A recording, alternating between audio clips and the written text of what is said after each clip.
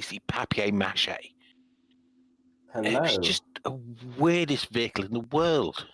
Made out of papier-mâché, was it? The body, yeah.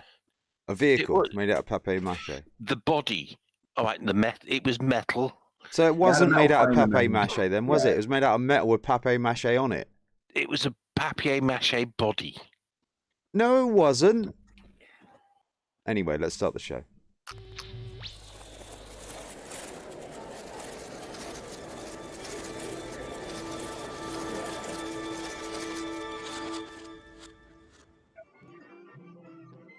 How do, everybody? How was that for an introduction? Yeah, I just thought I'd let it run, just listening to you jabbering on about papier-mâché cars. I thought that made more sense, really.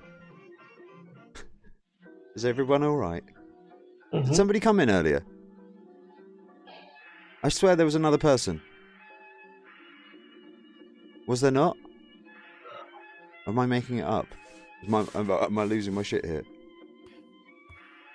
Hello? Is there anyone there? Talk Good to evening. me! Morning. Good evening. Good evening. I thought I'd had one of those weird dreams again. So, yeah. How you doing, everybody? You had a lot. Have you missed me? Sorry for not doing it last week. And was it the week before that? I've been busy. I've been a zombie. Hello, crowd. You just came up out of nowhere. How you doing, Hello. mate? Morning. Hey, Joseph, how you doing, mate? I just woke up. Hello. Oh, hello. So yeah, you stumble awake.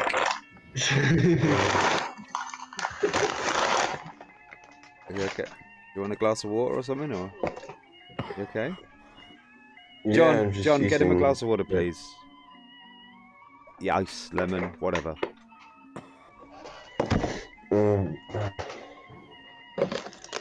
Are you live? Yes, you're live. Yeah, we're live right now. Oh, we're live right now? Yeah, we're live right now.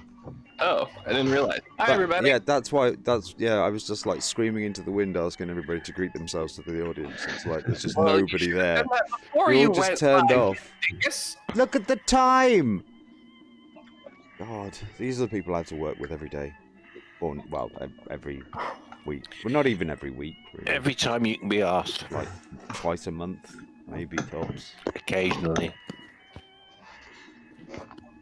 Makes you want a bacon sandwich. Where's my bacon sandwich? Maggie's making me a sandwich. I feel like such a patriarch. Smoked bacon. Okay, yeah, I usually make the sandwiches, but I'm not a cuck. I mean, if Mycroft were here, he would probably say that if you are arguing that you're not a cuck, then you probably are one and don't want to admit it. I'm a manly man. Shut up. Okay. All right. Okay. All right. I'm telling you. Mm. So yeah. So it's been a while since the last one of I these. know. I think I didn't do it last week. Well, I kind of did it last week. I did a live stream of me playing World War Z, which I recommend, by the way. That's Rob's Game of the Week. Ta-ding. I did not know that was a game. Yeah, it's quite good. It's Alright. imagine sort of Left 4 Dead with a bit more mechanics around, say, the Division kind of thing. But Okay. but not over the top. You go from sort of like slightly less powerful guns to slightly more powerful guns, and then you eventually get Yeah. something that's a silencer, so you don't, alert the nasties. Yeah. So it's all PvE or is there? It's over the shoulder, so yeah, it's PvE, but you can do free falls and whatnot as well. Okay. So it's quite good fun. And there's zombies, Cool. and you kill a lot of them. And the crowd physics, the crowd are really good. There's like thousands of them. It's great fun. That is cool. Yeah. All right. And you get to see it. Like, there's this point where you're in this massive shopping mall, and there's this big window out the front off to New York Street, and there's just the whole street just fills up with them, just like rolling over the top of each other. It's great. That's very cool. It's really well done. Yeah, I really enjoy it. Excellent. That's Rob's Game of the Week. So you discussed the state of the world over zombies. generally, yeah, that was Alright. that's how I roll most of the time. Yeah, no, that's fair. It makes sense to me, Yeah. Zombies are another type of apocalypse. I mean, most. Mm. Well, World War Z, the book had they had some politics in there, like in regards to like, oh well, the central states are just gonna have to screw off and wait for a while because we have to get, these other states are more important and they're easier to reclaim. So we'll, and it was fun. Everyone for themselves, kind of thing. Yeah, there's a bit of that. Oh, did you? Yeah, and we've had Dead Stranding come out, which was basically glorified Euro Truck Simulator, apparently. Okay. So that's a bit of. What that means. Well, there's like Euro Truck Simulator, and it's basically you driving a lorry, an 18-wheeler up and down Europe. Is that a thing that is done often? It's a game. People play it. They like that shit. It's like flight simulators, but for big heavy trucks. That's what people are like. Some people are just like that. I quite enjoy playing Euro Truck Simulator, actually. Yeah, Right. This is the kind of person I'm talking about. So makes sense, doesn't it? Now, what makes this thing whose name I've already forgotten different from the Euro Truck Simulator? what Death Stranding? Yes. It's a Kojima title. Oh. So okay. Yeah. So basically, you drive around running over zombies, then. It's not even that. You're doing it on purpose, Kraut. I mean, I'm muting myself. I don't need you to hear me crunchy. You're driving through Europe and you're running over former facets of your previous life personality or I something. love the way how his brain's turned on right now. It's like I can only eat. You're eating crunchy. It's like he's just missed out the word cereal for now. It's gonna kick in later when the rest of him wakes You know up. what? My brain is like that when I Drink wake coffee. up. That's just what it Coffee, is. the brown liquid stuff. Brown drinky. Brown drink. Drinky brown. Shit in a cup. Whatever you do. But yeah, the title of the video was supposed to be really about, well, we talk about mental gymnastics. Well, I heard Brexit was supposed to happen by now, and I don't think it happened. Oh, that's all been kicked into the long grass for now. Oh, really? Yeah. You don't say. Wow. Yeah, we've had another go at that. Shocking. Okay, sorry. Continue. We're going to delay the impossible inevitably. You're right. I believe is what I was saying from the beginning. What happened. Continue. Yeah, Brexit, future disappointment. Yep. Yeah. Perfect future. No one's happy. Yeah. So the sort of like. For me, I'm watching the mental gymnastics going on in America right now. It's unwatchable. If you're having a look if anyone's looking at what's going on right now in America, it is difficult to turn away. So if you are busy, it might be worth avoiding. I actually find it difficult to watch, as opposed to difficult to turn away. I found it. I actually, because I took a break and I'm getting back into it, and particularly with this whole Trump-Ukraine mess, which I assume is mostly what you're referring to. I can't even I'm like, who are all these people? Why do I care? What is going on? And I'm just, why is this important? What is and I'm not. I think it's very simple things in a convoluted fashion. Mm-hmm. And I think there's just too many very simple things in a very convoluted fashion. I think that's probably the best way to describe it.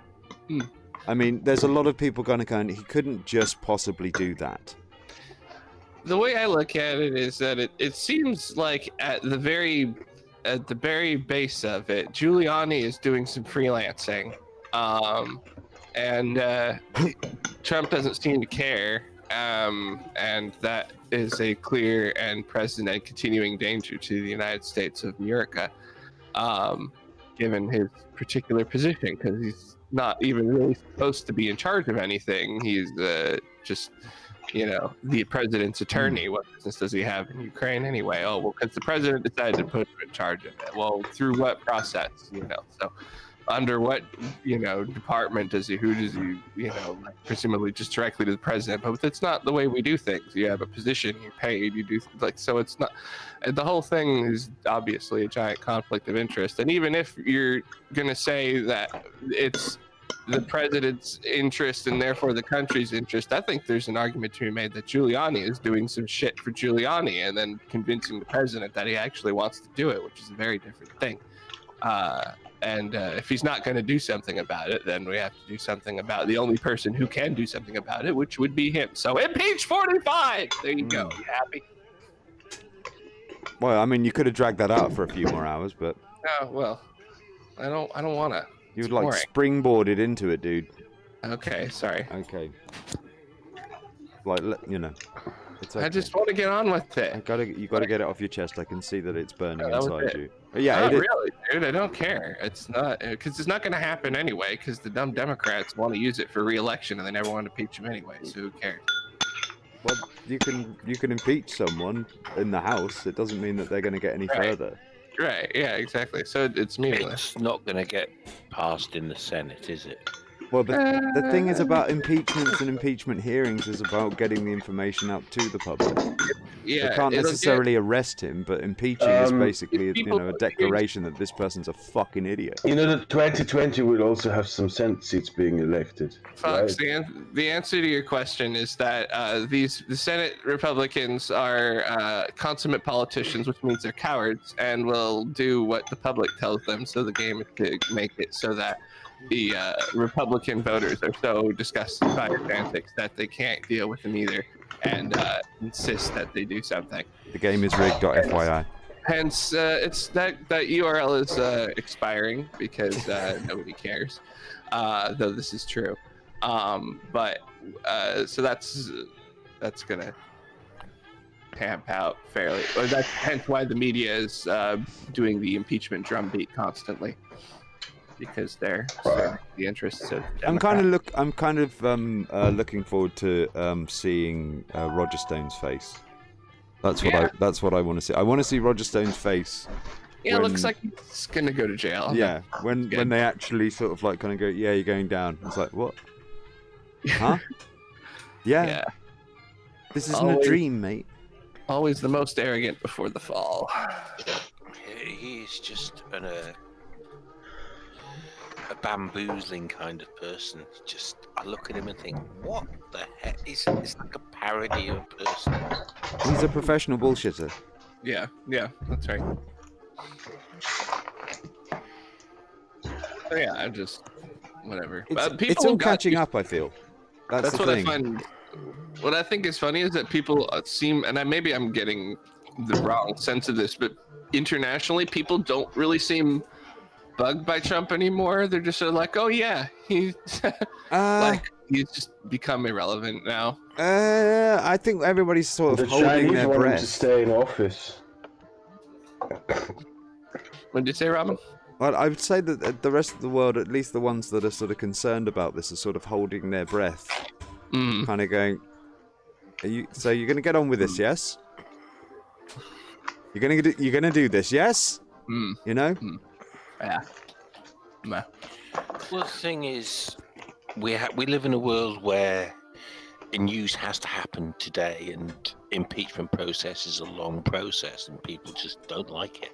It doesn't have to be a long process. It could be a short process if they wanted it to be a short process.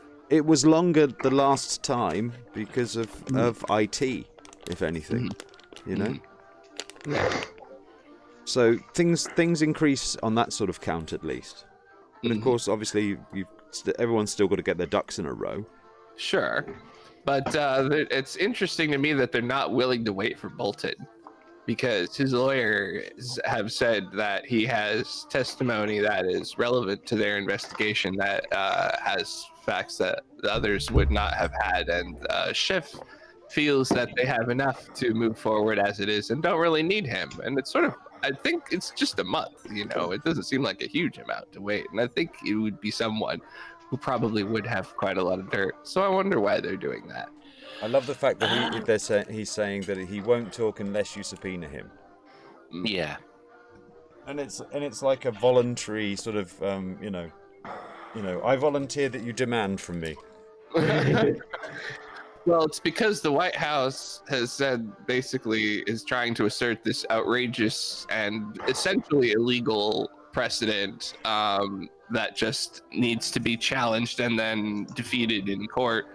That they have absolute immunity about anything they say about anything, which is actually good because it'll mean that future presidents won't be able to do this nonsense. But it means that clients who work for the people who work for the White House who want to testify have to basically go get the court to sort out who to follow, and so it's following the process, even if it is stupid. But Well, it's working around this executive privilege. They're getting in lawyers for this, though. It's not going to be basically a showboat case. They're going to get in people that actually, are going to be doing the cross-examinations properly. That should be funny. I think one of the reasons why the like impeachment process is so important to them is because they don't want future presidents to think that they can do and behave in the same way. Yeah, which is why I think that this is actually all fine and dandy for the most part, because it's important to establish these sorts of things. Kahuna says, for the next couple of decades, every country that will choose either an ally of the US or an ally of China or Russia will not choose the USA thanks Trump. How is that any different than for the last 40 years? Man. Talk about the next 40 years. Well, I don't know. I suppose. I mean, everybody knows that countries are fickle, and so there's always changes of leadership from left to right. Yeah. It's just the fact that, of course, in America's case, because it is so large when it comes to things economically, there's a lot of shockwaves that ripple out every time it does something crazy. And it's so, obviously, every 4 to 8 years. I prefer the word extreme to crazy, but you could obviously choose your own word of choice. It really depends. Mm-hmm. I mean, they gave a Nobel Peace Prize to a guy that was just sensible. Really? Did we do that? Yeah. I thought the Nobel Peace Prize was like an international tribunal community thing, and that we. Well, it's almost it's like a fig leaf from the rest of the world to whoever. Mm-hmm. So in this case, at least, it was basically, we'll give it to Obama because he isn't Bush. I'll tell you this: we don't really care about it, so you feel free to take it if you want it. I don't want it. All right. Well, Kissinger has it. Why would I want that? Yeah, much like Syria. Oh, we don't want it. America, deal with it. Oh, you dealt with it wrong. Deal with it the other way. Oh, that was bad. Do it. Okay, Kraut, you're in charge. I'm going for a cigarette. All right. But I was about to. Just sit there and go, yes, mate. Okay. Yes, mate. Yes, sir, boss.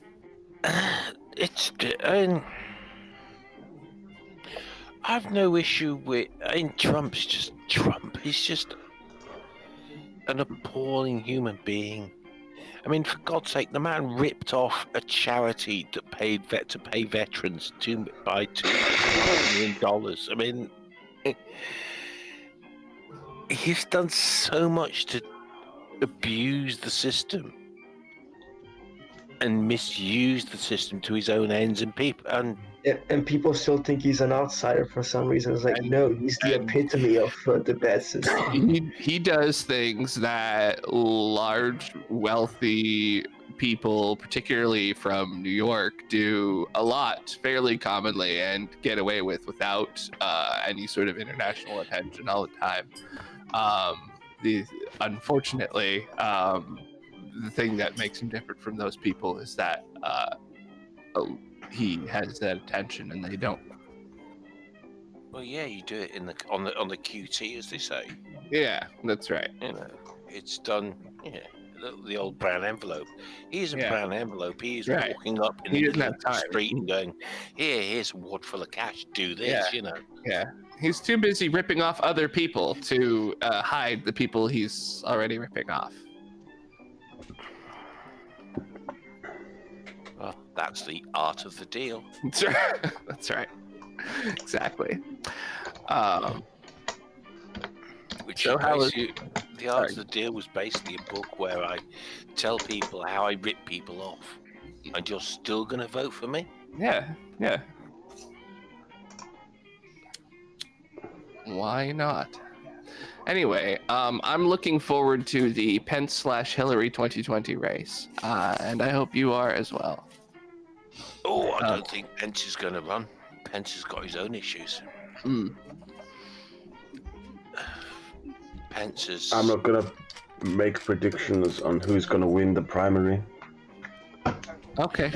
I don't think Pence is going to run. I think he's going to be facing his own little problems. Remember from 4 years ago when the DNC leaks happened?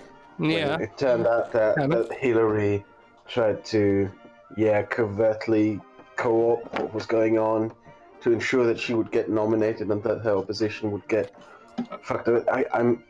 I'm not someone who, I don't have a lot of data, but from the few people I talk to who are That's coming across. But consider carry on. themselves Democrats in the United States, that still has a really bitter taste in their mouths. They are really still angry about this. They're unhappy. I think this. True. They're unhappy about it. Yeah, I think this will be a very open race thing. I legit believe that almost everyone who's trying to get the Democratic nomination has a chance at this point. I'm holding out for Tulsi Gabbard myself. How about you guys? I think she's right now she's at 4%. But that's still more than Tom Steyer, I believe. Oh, maybe that's wrong. Спасибо, товарищи. Спасибо, товарищи. It's just every time someone supports Tulsi, I need to say something in Russian. Oh, okay. Gotcha. Yeah, the otro. Yes, indeed. Okay. Yeah, I think she's very naive. I think she's very, very naive. I'm curious, how many Russia. tours of military duty have you experienced to say that she's naive? I'm curious. You don't have to be in the military to know that Russia is not a trustworthy country. 0. Got it. Okay, cool. Okay. I spent How often have you been to Russia? How often have you been to Russia? How often have you spoken to Putin? How often have you done this and that? What qualifies someone? I haven't spoken to Putin. I'm just trying to figure out what makes you believe that someone might be qualified to judge what Russia is on the international stage. Mate, I've got Putin on speed dial. Haven't you? He's always up for a chat. Yeah, I bet he is. He seems like a talkative sort of guy. Oh, very friendly. Yes, please, derail the conversation away from what I was asking you. Then let me rephrase and ask you like this. What do you think is Russia doing right now in the world? What do you think is it doing? What is Russia? Well, they're a country. I believe they occupy a particular geography and a part of land that is... Do you think Russia is a trustworthy country? Do you think it has the best interests of democracies of this world? Russia is doing its I best. would trust America. I even trust Trump's America more than I would trust Putin's Russia. Okay. Yeah, I'd go with that. What country do you live in, by the way, if you don't mind me asking? Right now, I live in Austria. Yeah. Okay. Got it. So, do you not know Kraut? What's with the ad homs? What's with the I don't understand people who think that Putin's Russia is somehow a trustworthy entity. It just... He has to be untrustworthy because he's doing it from a higher ethical standard. Yes, the standard of let's expand the Soviet Empire again. Let's get back to 1980. Even before, even more than that, let's go back to the pre-1917. it's easy to see that a lot of these strongmen generally cite patriotism as their. A lot of as their people don't means. get the significance of the annexation of Crimea, because before Crimea, you as a country couldn't just go and annex someone else's clay. You couldn't do that. You would have gotten bombed back in the Stone Age. Countries that did that got bombed back in the Stone Age.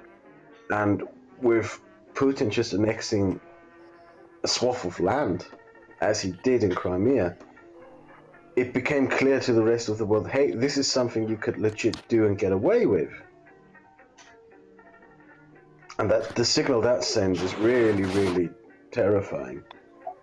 I don't want to live in a world where countries think that they can annex other countries again. You sure? You can. I want a pony. But as the old song says, you can't always get what you want. But sometimes, if you try real hard, then you get what you need. I'm sure you also want Tulsi, and you won't get what you want. I don't think the American people will vote for a Russian asset. Do you have any evidence that she's an They ambush? already did that 4 years ago. Let's- 3.5 years ago. Hang on, Sean. We're going with you think Russian asset as in useful idiot? Yeah. Absolutely. Well, those, You mean those like two the aren't the one same that thing, cost though. the They'll money? help him, by the way, Robin, when he says something stupid to reframe his argument. No. I'm just defining what he means by Man, are you asset. a little bitter. Okay. You're the one who said that asset means. You're the one who implicated that asset means someone who's hired by the Russian government. Yes, Asset can mean many things. that's what that means. Trump is it doesn't. Trump is a Russian Okay. asset. His foreign policy, his domestic policy benefits Russia in every way. I don't think that Trump is on the Russian government's payroll. I think he's just an idiot who does exactly what his Russian counterpart wants him to do. What his senpai does. Somebody who owns a watermill thinks of a mountain that they live next to as an asset. Or the tourism board of every country on the planet thinks of the moon as an asset because romance. Go on a moony night. Romance. On a I know, I mean, I'm quite surprised that night. every restaurant on the world managed to come together to build the moon for big romance. It was actually made by Disney. So is Tony that Blair explains an it. American asset? The UK, Yes. or at least it was. Sorry Okay, about that. was No, was we're just- Tony Blair an American asset by the same definition? Yes, he was a really very was. gifted He orator. was. Now we're just the unrecyclable packaging of the UK. Hey, there's still a crumb in the bottom. That's not cream, dude. We still Very have something in gifted it. speaker, and to be fair, we haven't had anybody in the British Parliament as gifted as. I mean, you can object to what he said and all the rest of it, but he was very, very good at what he did. Can't argue with that. He was. You can disagree completely with his policies, and there are quite a few of them that I don't agree with, but when he spoke, people listened. Well, so yeah, the same can be said of Hitler. Yep, true. You know, he was a bit of a bastard, but he did follow through with what he said. He was very gifted as a speaker, yet again, and apparently he had amazingly blue eyes. I Right, don't okay. quite understand where that comes in, but I don't know why you mentioned it then. I So, think there was. He's a very strange I man. think the woman who. Just a very strange man. So, Silver, let me get this right. It's okay for Hitler to lead the genocide of the Jews because he had blue eyes, but it's not okay for me because I have brown eyes. Yes. I think you're slightly conflating the argument there. I was just checking Yeah. the level that the argument's on. I don't think I ever. I don't believe. Is I there mentioned really a that level- Hitler was a decent bloke. You see, this is I think yeah. that This, you think that I think that made sense. I know. You should never really say. You know, I'm sure that you know. The prefaces these days are getting wild. I'm just wondering exactly. Drew, are you there? Yeah.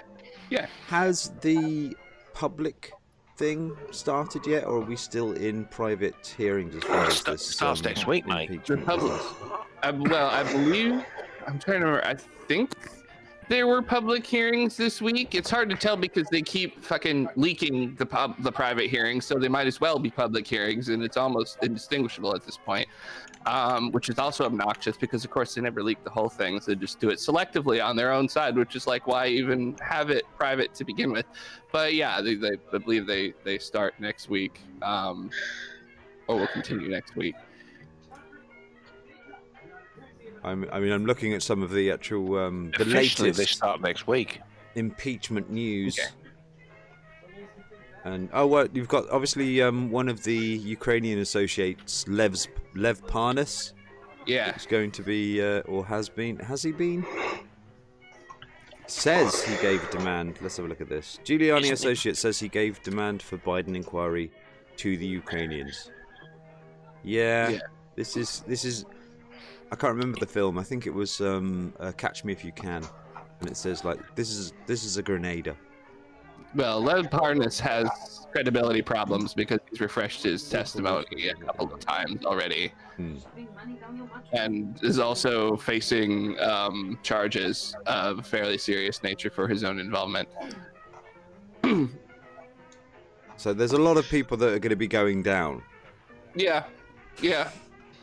There's going to be a lot of people missing from the Trump administration by the time he actually kind of goes. Can't get anything done here. I think I better go. I've got a feeling it's going to be like that. It's basically like everyone's arrested around him, and then just somebody just turns up to the foot of the White House and going to go, "Sir, I think it's probably time to go." It's like, really? Really? I mean, Just get in the helicopter, sir. Just go back to think Florida. he'll jump on a plane and fly to Moscow. Yeah. I don't think he won't go to Moscow. The deal didn't go through. He doesn't have Trump Tower there. I think it'll be Trump arrested at Mar-a-Lago. I think that's going to be the headline. That would be funny. In a hole with a beard. In a cave. Yeah. He's going to be found in some underground bunker there like 3 months later. It's like we know he's down there. He just won't come out. And then everyone just waits for him to come out. By the way, just speaking of that, I believe I've listened to the open house around this. I don't recall any of you fuckers giving this man credit for personally exterminating al-Baghdadi from the face of this earth and bringing peace and stability to the Middle East at last. No credit given to this man whatsoever by you or the mainstream media. And so he cut the head off the multi-headed snake that is ISIS. Yes, like a dog, sir, and you give him no credit. Yeah. But you know who I will give think credit? it's got anything to do with the fact that because he pulled out stop supporting the Kurds, and the Kurds who have supported the US for years have been basically confined to death. But why though? He's now meeting with They supported it because they wanted to take the land back. And in spite of that, the Kurds gave him the information so they could actually perform this operation. So I'd thank the Kurds, if anything. Yeah, I do. Donald has thanked the Kurds. That's why he sentenced them to death. Because he's nice like that. Them to death. They're just being just cleansed. let Turkey go and kill them all. They're not being killed. They're being cleansed. There is a difference. Oh, sorry. Yeah, it's the Turkish shower unit. Well, yes, that would be the thing that seems to have been lost, by the way, is whether or not they're performing an ethnic cleansing, as in hunting down the Kurds and killing them, or if they're just trying to take the territory back. Well, what they're doing is Cleansing. Erdogan is creating a safe zone. That's what he's doing. He's settling refugees, Syrian refugees, in that safe zone, which means he's going to settle ethnic Arabs in what were traditionally Kurdish lands. What the Russians will do with the part of Kurdistan that they will occupy is unknown. They haven't even fully occupied that part of Kurdish land yet. It's questionable if they even can, to be honest, because, will they risk fighting a guerrilla war in northern Syria? It's a good question.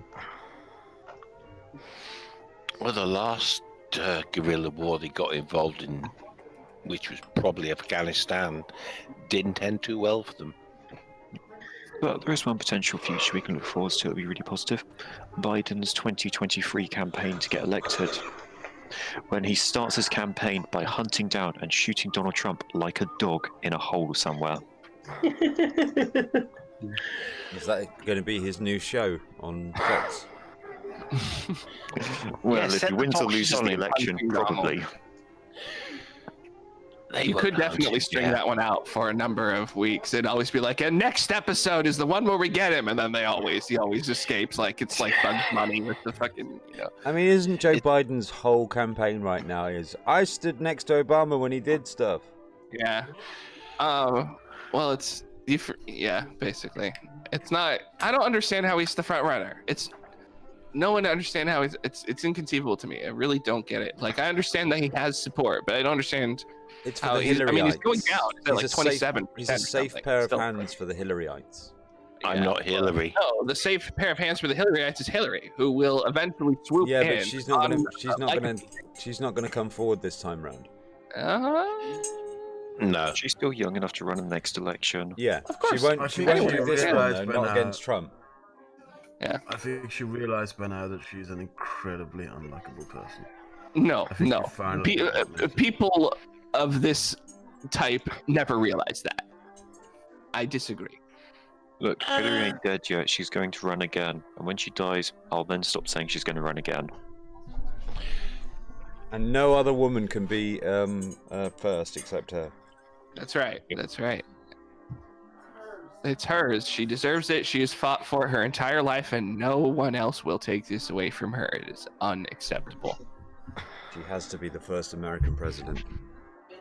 That's right. I honestly think that Pete I think Buttigieg you've is not got even more right. chance of AOC becoming American president than Hillary Clinton. She's not old enough. I think that Pete It Buttigieg is is not not even legal. running for president. I think he's in this primary just to promote himself for when he runs for governor of the state. Like I do believe that a lot of people in these primaries have double motivations. I believe a lot of them have conceivably no interest in being president. They just want to raise their profile. Well, yeah, they raise their profile for the next time, don't they? Not the next time necessarily. Also, just to sell a book or some bullshit like that.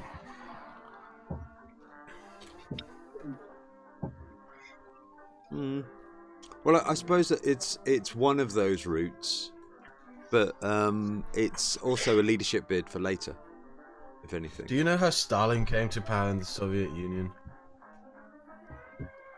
Well, after the hang on a second.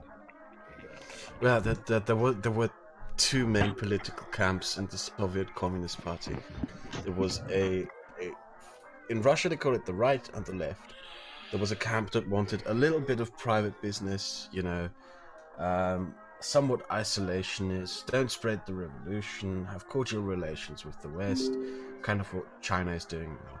And there was the other camp, which the Russians would call the left, which wanted to collectivize everything. Everything is owned by the states and by the Soviets, and spread the revolution, invade your neighboring countries, spread revolutionaries across the world.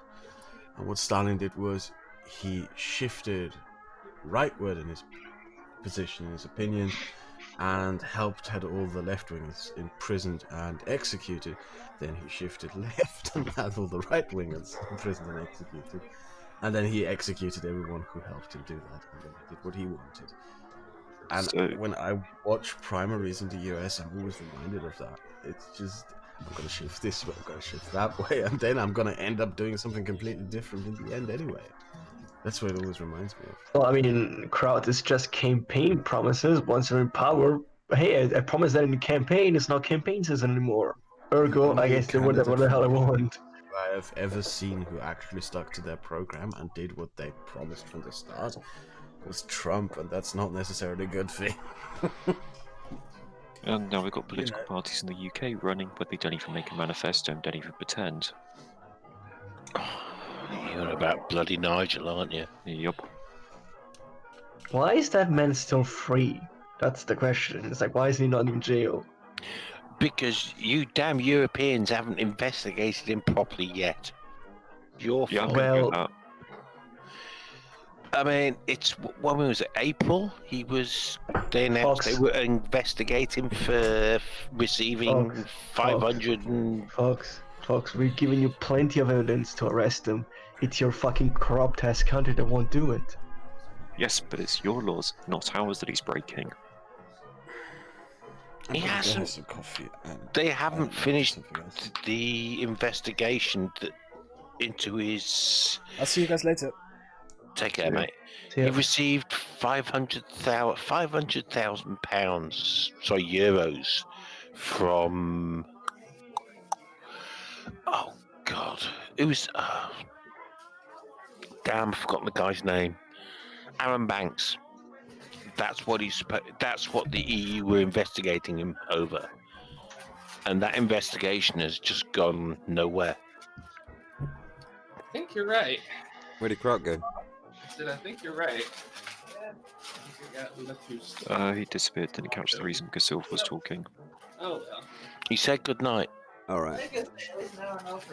Yeah. But yeah, we've given you plenty of evidence to arrest him, but you won't do it. Arrest But who yeah. exactly? Nigel Farage. No, nobody's produced evidence against Farage. That's the thing. They're still investigating him. Also, there's one very important thing. He hasn't broken English law, so the English courts can't arrest him for it. What do you mean he hasn't broken English law? There must be some law against corruption in your country. No, surprisingly, there's incredibly few. They keep on getting eradicated. Yeah. Funny how that happens. People calling it over-regulation.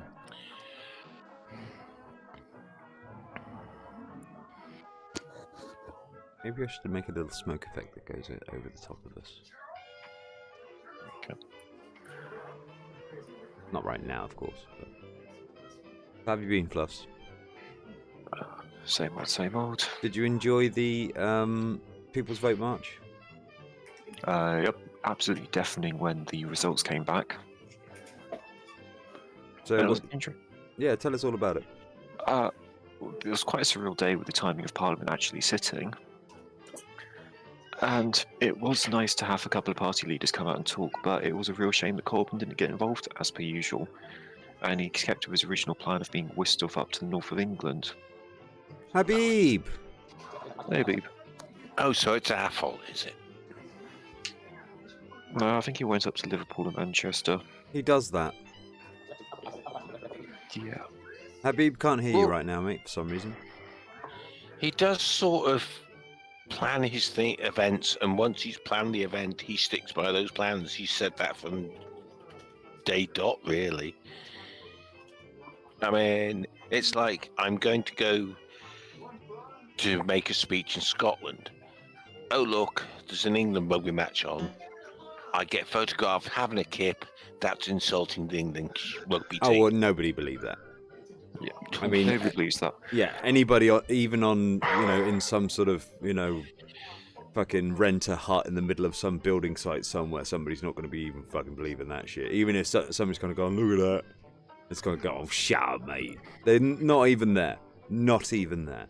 Old man sleeps on train, probably gets woken up on a station where the person sat next to him. Taking photographs.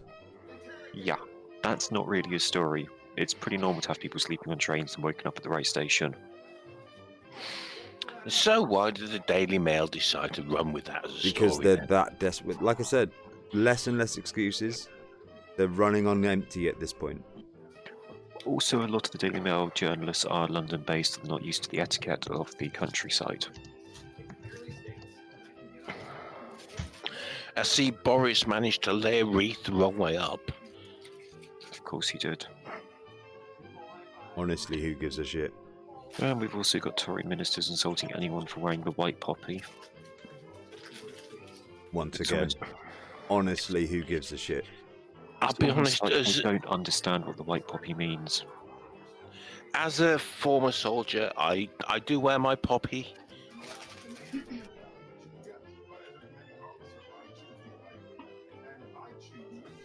But that's it. You know, yeah, I don't care if you I don't. was waiting. No, I was just waiting for you to actually say something. I do wait my poppy, like the upward inflex. That I'm expecting more. You put us in that place, and then Well, no, I actually managed to put my hand on the mute. I managed to mute my microphone at the same time. yeah, that's the whole thing. That's why I didn't understand. But you've already set me up for a listen, and then It was No, a total as I was anticlimax, man. talking, I accidentally muted my microphone, so I don't know what actually came out live. I always wear my poppy because it's the correct thing to me. But I've no problem with anybody who says, I'm not wearing a poppy. Fine, fair enough. You have that right. Don't have to. No, it's fine. You know, I watch people, I've seen people being blown to bits, and I have memories in my head that I regurgitate at awful times. But it doesn't matter. You've got, it's a horrible thing to. I suppose just, the white puppy thing is really about for some people the fact that, you know, yes, being anti-war, but a lot of people who obviously wear the red puppy consider themselves anti-war too. I wouldn't want to go to war again. I've seen what it's horrible. Trust me, there's nothing nice about being at war. It's your mates getting shot. It's your mates getting blown up. The same people. I was sat in a bar in Munster, when the Berlin Wall came down, getting rat-assed as fuck with a load of mates who, a few months later, were getting blown up by the Americans in Iraq because friendly fire happens. Where it's just horrible. It's shit. It's life. It's not fun. Or at least it wasn't until, obviously, you know, it's tanks up against guys in AKs. Then it's hilarious. Well, the Polish army charged the Still German can't hear you, tanks. Habib. The German army, German tanks were charged by the Polish cavalry units in World War II. Well, that was a fair fight. So just looking through sort of like some of the impeachment news at the moment. Impingement? Impeachment. I know it's a funny word, but then again, that's the English language for you. The English language is a beautiful language. I won't ever say anything bad about it. No, hold still while I chase a bit more French down the road and mug it for his words. Or any other language around. Actually, we haven't mugged China for enough words yet. Yeah, Habib's struggling. He's trying to get in. Something's going on with his mic for some reason. It's being censored. It's them damn Saudis censoring you, mate. Yeah, Drew, what do you think about Bloomberg entering the race? I think it's great that the wealthy billionaires that own our politics are coming out of the shadows and deciding that they don't need intermediaries and people to run behind, and they can just run themselves. I think it simplifies the process, and then we see them for who they are, and then they get voted down and are never heard from again. I think it's a democratic process, and I support it. So Jeff Bezos, God King of America? I mean, He's got the vote for it. if he can run, he's not gonna win, but I would support Jeff Bezos running. Absolutely, I think anyone should run to be president who thinks that they have a shot. It is fun to see Tom Steyer running though, because that's basically literally his platform. I'm a billionaire, so you should give me money. You should make me president, and it's so that's that's what you get. The level of support from just literally spending money on ads, trying to blanket the airwaves when you have absolutely no relevance to anyone or anything whatsoever beyond your money. It gets you, looks like about 3-ish%.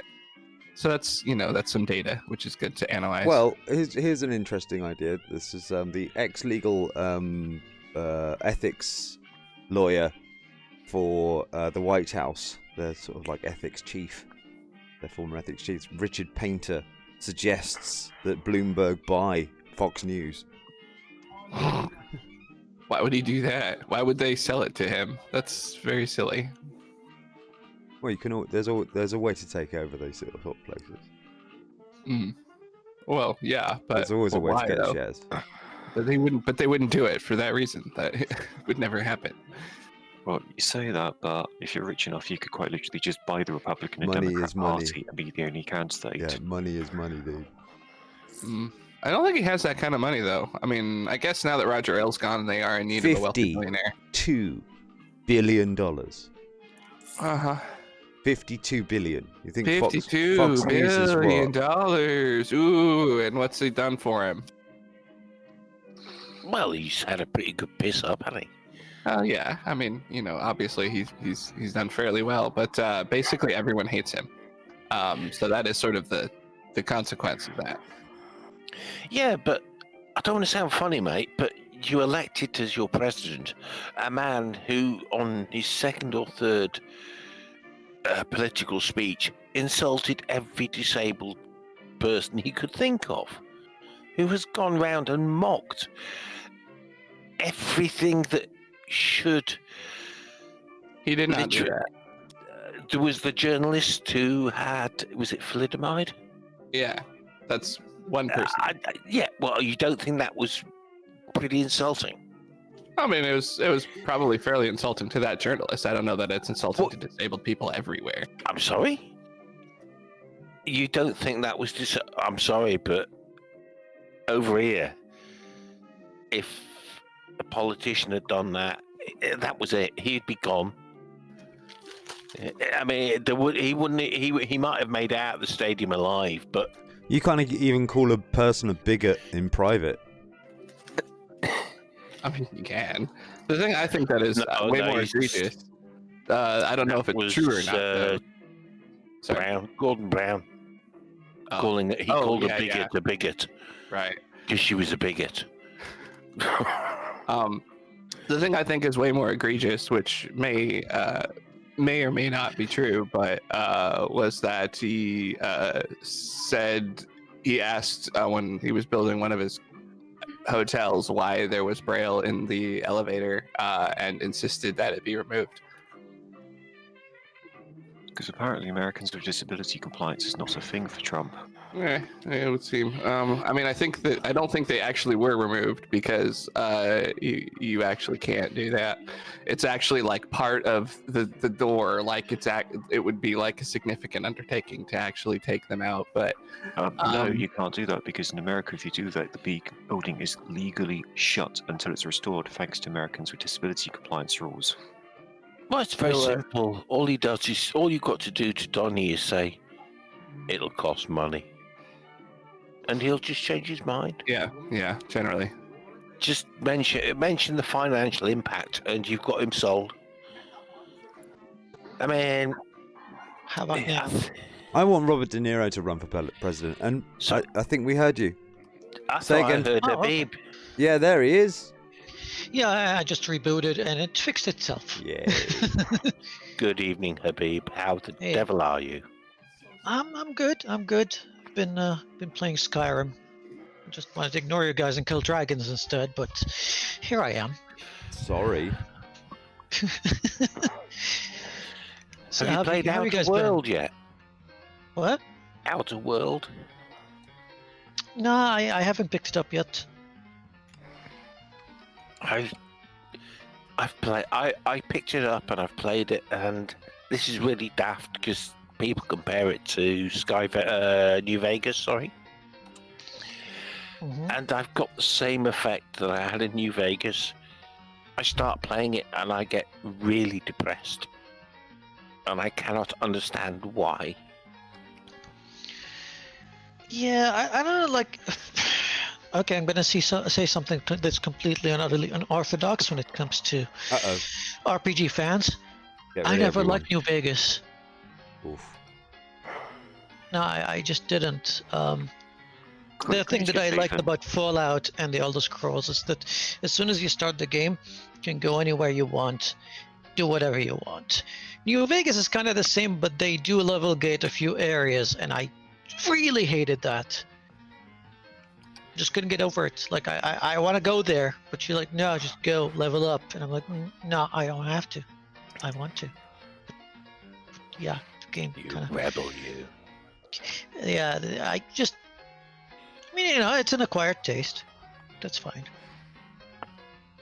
I mean, I've watched quite a few people play Outer Worlds, and it is. I mean, don't get me wrong. To look at, it is lovely. It's lovely pictures, superb colours. Excuse me. The detailing is very good, but I just got so down, and I don't understand why. This is what hurts me. I don't understand why. I'm avoiding every sort of review or stream about the game because I don't want to play it myself and I don't want any spoilers. But yeah, I mean, the more people that's compared with New Vegas, the more I just go maybe I'll just wait, you know? Oh. It is lovely to look at. Hello there, Pascal. Hey, what's up? Bonjour. Pascal's played it. Is it not a lovely game to look at? Outer Worlds. Oh, yeah. Yeah, it's gorgeous. It's a lot of fun, too. Yeah, a lot of my friends now are playing Death Stranding, you know, career simulator. Mm. I read the reviews and I can't get excited about the game at all. It's kind of feeling a bit tech demo with a game attached. No, it's a vanity project gone very, very wrong. It's all gone Steve There's Roberts. a lot of people. Yeah, it's Roberts, like there's a lot of people that just praise it because Kojima, but other than that, it's imagine someone making a game out of what was the name of the movie? The Postman. Yeah, The it's Postman. a walking simulator, really. Yeah, they just looked at Fetch Quest and they're like, how can we make this fun? Now, don't get me wrong, from what I've seen, if they kept the mechanic and just shortened the game a little bit, it would have worked.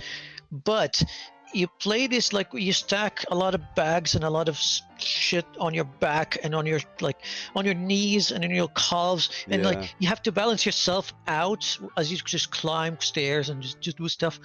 But imagine doing that not for 5 hours, not for 6 hours, not for 12 hours, for 25 hours until the story picks up. You've just earned that, man. No, I mean A bit too you much. gotta. Yeah, it's a bit much. Come on, they overdid it. But the most important thing, have you put a ladder in the right place for someone to like it 1,000 times? Yeah, and they kind of commodified likes, which is if I want to commodify my likes, I would stick to Twitter. And I don't even like Twitter, so. One thing about the commodification of likes, if someone just holds down the like button, it starts liking faster and faster and faster. So as a single person, you can literally give 1 million likes by holding down the button for 10 minutes. Oh man. Yeah. That's lame. No, there's a lot in that So game that just lame. makes you scratch your head and go Kojima, what the hell are you doing? Why are you doing this? Why are you expecting people to act sane? I mean, the game is. I see a lot of people that are so into it, and they want it to succeed. They want to like it, even though it's faulty. But it comes from two things. It comes from, first of all, the hype that Kojima managed to build with Sony in the past 3 years. The guy was selling merch of his company before it was even copyrighted, like Kojima Production. He sold $1,000 Rolex watches. They were sold out after a few hours. That's Kojima for you. So for 3 years, it's been building it up, and you've got his fans that have, they just love his legacy of games. I mean, he's The technology very in there prolific. is absolutely astounding. Yes, let's not fuck it's not just the about. tech. It's he is one of the few people that view themselves as storytellers. He's the Michael Bay of video games, but with a bit of Guillermo del Toro, I guess. He's in between there. So yeah, he's got his fan base, but also a lot of people that just wanted to succeed no matter what, just despite Konami. And I kind of relate to those people. Yeah, fuck Konami. I want this game to succeed, even though it just looks not for me. But I want it to succeed. And it's not, is it? is when it comes to sales. I see a lot of people that are playing it now, and they just like from their reviews, like it's all like, oh, it's Kojima again. It's like, oh, can you talk about the game? Like, but it's Kojima back, and I'm like, what about the game? Well, yeah, it's kind of boring, but it's Kojima, man. So it's Yeah. As Abby puts it in the chat, he's Hideo Kojima. He knows what he's doing, right? Right? It's Hideo Kojima, he knows what he's doing. Yeah. So what if Konami spent the entire dev cycle shouting at him, gameplay, gameplay, gameplay? The last good Kojima game was Metal Gear Solid 3. That's the reality that a lot of people don't like to face. Metal Gear Solid 4 was a good finale, but not a good game for the Metal Gear saga. But you have Metal Gear Solid 5 that was horrid, absolutely horrid. What are you talking about? It's the best Gears of War sequel. And yeah, I mean, I miss the time when he made like Penguin Adventure on MSX or Snatcher on Sega CD. Those were the days. Penguin Adventure, Return of Pingu. Hello, Abby. So yeah, it's that kind of a week. Yeah, the week has been interesting. Ups and downs. You know. How was your week? I've been playing my game of the week and being I've been using it for inspiration as well because I've been doing a bit of zombieage. So me and Maggie are being professional zombies at the moment. It's quite good fun. Yeah, World War Z or something like you've been playing. Yeah, man. It's actually quite a good game. Imagine sort of Left 4 Dead but over the shoulder, and I lurked in some of your streams. Yeah, it's good fun. I've enjoyed myself. You get on that shit. You, me, Pascal, get another guy. I got or a girl. I got a month free from Origin. I've got like the Origin Access Basic, which gave me like access to like a lot of EA games. So. But it's not an EA game, is it? No, it's not. But I'm just saying, like it's what I've been doing outside of Skyrim. Right. It's just testing out whatever EA games. You can do with it. I played like 6 matches of FIFA 2019, and I was like, wait, I made fun of these games for ages. Like I know the community around them, but I just like don't play them. So after one match, I just like, no, I'm just gonna go with a rematch. I'll play again. Oh, let's try another team. And I'm like, wait, am I having fun in a FIFA game? Okay. What is going on? I've waited 10 years for this. You should try out the newest wrestling game. I hear the bugs make it amazing. Yeah, that's a 2K game. That's not EA. Yeah, I've heard that the bugs were just out of control, and it has something to do with the licensing. That something got fucked up with the licensing. Another team just left, and then 2K had to assign a new team to this, and just because of their contract with WWE, they had like something like 8 weeks to finish it and release it up to the contract. Like 2K was like, God, or release whatever, dude. So they put the game together in very short amount of time and just released it. And I think 2K is well aware that this is going to be a loss. Like the loss that they're going to get from the game is kind of better than the loss they would get if they break the contract with WWE. So they made a choice. It sucks for everybody involved, but what can you do? What are you talking about? The memes are amazing, and from the people I speak to who actually played the game and like the wrestling games, that's actually one of their favourite now, just because it is so broken. The thing is, they've got last year's game if they want the working version, but they've got this year's one if they want the mess that it is. Whores and their trinkets. Oh, it is one of those like fucking stupid games, and I know some games just survive on the memes, I guess. So why not? It's like unpatched Skyrim. I haven't played unpatched Skyrim since 8 years ago to this day. Well, you've now got a computer that's powerful enough to run it. Yeah, I remember like 8 years ago, I like at this around this time of the day, even like I was playing Skyrim because it was preloaded. I was like waiting for 11, just load the game.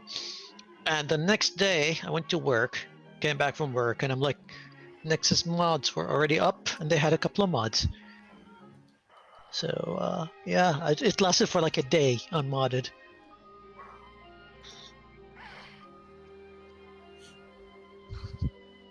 I got a new key light. Oh yeah, and Keylight? I played Anthem for a couple of days. Yeah, you were really enjoying that. You were saying. Yeah, I mean, I enjoyed the beta. Now for this, like, I as a free-to-play game, it might work, but I don't see I don't see anyone paying $60 for it. Anthem's still not out yet? Jeez. No, it's out. It's Okay. It's not bad. It's just like, I mean, a lot of the quests are timed. Like, yeah, you log in every day and you see what the timed quests are, or like the daily quests, because you're playing as a freelancer, and the freelancer are like the guys who fly the javelins, and they just like take quests from people as jobs, and they go fix things around the colony. And they roleplay it in a way like, yeah, it's the quest giver, and they give a quest every day. So they designed it around that. You got to roleplay as a freelancer. But if you want something with a longevity, you have to populate the world. This game would work as a free-to-play, but not like this. Well, it's just not getting enough people playing it. I mean, from what I heard, we've got a few friends who are first adopters, of course, who sort of jump in. They've got the bestest, wonderfulest stuff, and it was just so much debris in their face when they play the game. It's just glitterati, like, just explosions everywhere, and it's great fun, but it doesn't last long. It doesn't last long because, like I said, it is designed to, you log in every day and you see what's on the mission board, and be like, I'll pick up this quest, that quest, and we'll go on that rate. Okay, we're done after 2 hours. I'll just come back tomorrow and see what's up. And there's always like something new happening every few weeks where the colony or the city would just evolve into something else, and that's how they're going to tell the story, very, very slowly, or at least that was the plan. No, I'm not sure. No one is sure where the game is. It's kind of shame because I like the framework of it. It's just lousy start, $60 price tag. This would have worked as a free-to-play game. Does it feel like it's got a really polished shell? Yes. But just a bit sort of, when you give it a knock, there's a bit of a hollow sound. Yeah, it's just like I played it for, like, you know that the game is fun when you play it for, like, I was planning to play it like for like 3-4 hours and then jump into another EA game. And then I looked out the window and it's already morning, and I'm like, where did the day and the evening all went away? And I'm just like flying around in that little suit. I'm like, yeah, I'm just gonna upgrade this and upgrade that. Like, time just flies. But like you said, like, there's nothing there once you finish all the missions on the quest, and you're like, well, I can just hang out and see who can go. If anyone wants to go on a raid with me, there's no one playing. So, Well, they just it's a shame. Yeah, I mean, they price themselves out of the market and then there's nobody there. Yeah. And the drama around it was not helping. EA. And a lot of the drama was not warranted, to be honest. Like, EA there's do struggle channels- at the moment. Everyone is looking at them really, really like, oh, what are you going to fuck up next?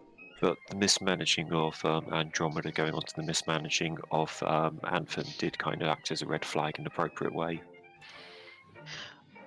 Yeah, but people keep saying that Andromeda and Anthem are the same thing, even though they're made by different studios. Just because they share the name BioWare doesn't mean that they're the same studio. Completely different teams. They were still done under different teams who were working in the one BioWare workplace. So you're trying to coordinate 2 different teams across 7 different studios. Yeah, but still, like, it's almost like comparing like Ubisoft Montreal with Ubisoft New Zealand. Like, it's different teams. Yeah. It's not how it works. That But- wasn't what I was meaning. I was meaning when they're being forced to communicate together to create one team across multiple different sites without any Yeah, I management mean, together. Bethesda does it all the time with their work as well. It doesn't mean that, yeah, who is the managing team? That's the team that kind of counts. Now, Andromeda, I'm not defending Andromeda. Like, I tested it out because, hey, I had access to all the games. And I was like, well, animation, I can get over it. I can get over how, like, the facial stuff looks weird. And then I was like, all right, I just start the mission. Let's land it on a planet. Get the hover out, and it crashed on the loading screen. And I'm like, oh, okay, I'm not gonna play this again. I just never got. I was like, I'm a Mass Effect. I enjoyed the first trilogy, and I'm got about 2/3 ish, I think, of the way through the story of Andromeda, and I just never bothered to finish it out because I wasn't really interested in the resolution or what happened or any of the characters or anything that was happening. It all was just sort of like whatever.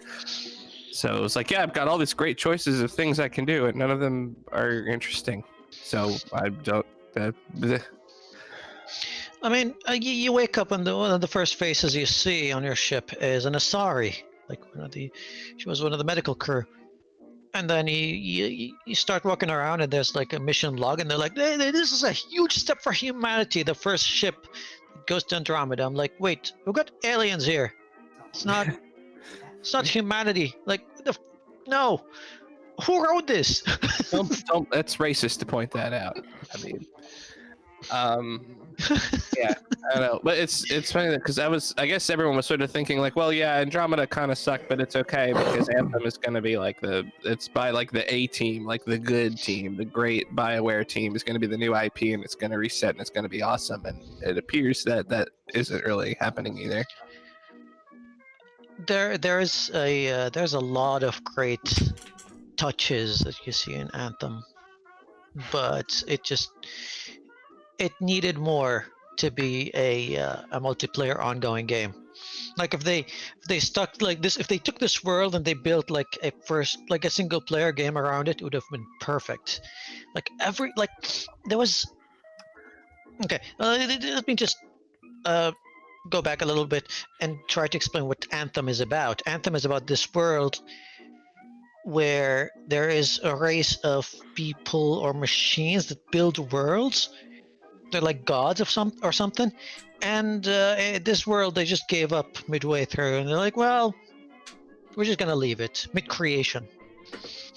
And they call the artifacts that they see from that they find from those creators the Anthem of Creation.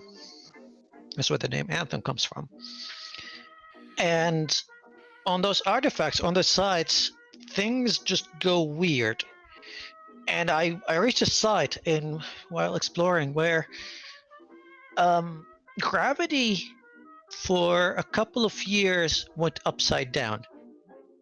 Because again, it's the Anthem of Creation just breaks all the laws of physics. That helps. When you look at how they built that specific location, the little details of how the vegetation, like you see some trees that grew some roots on the top, but then because it just like flipped for a couple of years, and it's tried like to root up to the ceiling, and then there's some roots on the floor as well. The way the riverbeds, there are some like shallow riverbeds on the ceiling as well of those caves, and it's those little touches that you see. It's like, yeah, touches of brilliance. I love that. But give me some meat to this game so I can keep playing it. There's none. Just fell out after a while. Yeah. I guess the whole idea of the Anthem of Creation giving up on building that world midway through is a nice metaphor of that game. Just like the developers. You know what the funniest thing would have been about? What the funniest thing about it is? It would have probably been quite a good game if they didn't have to use Frostbite. Yeah, I mean, Frostbite was pretty damn good. Like, it looked pretty damn amazing in that game. Yeah, Frostbite engine looks pretty good, but it is a bit of a dog to work with, from what I understand. Frostbite is literally only built for shooters. It can barely do the inventory system in Battlefield. You barely manage your inventory in Anthem anyway. The inventory works just like Diablo 1 and 2. You collect stuff on the the overworld, the open map, and then once you go back home to your home, to the fortress, what they call it the fortress, then you have access to your inventory there to upgrade your suit with whatever. But you can't just get inventory in the open world and use it right there and then. But I was just using that sign to point out that some of the things which you can do on most engines which are built for games more like Anthem, you just can't in Frostbite, so they had to make a lot of stuff themselves.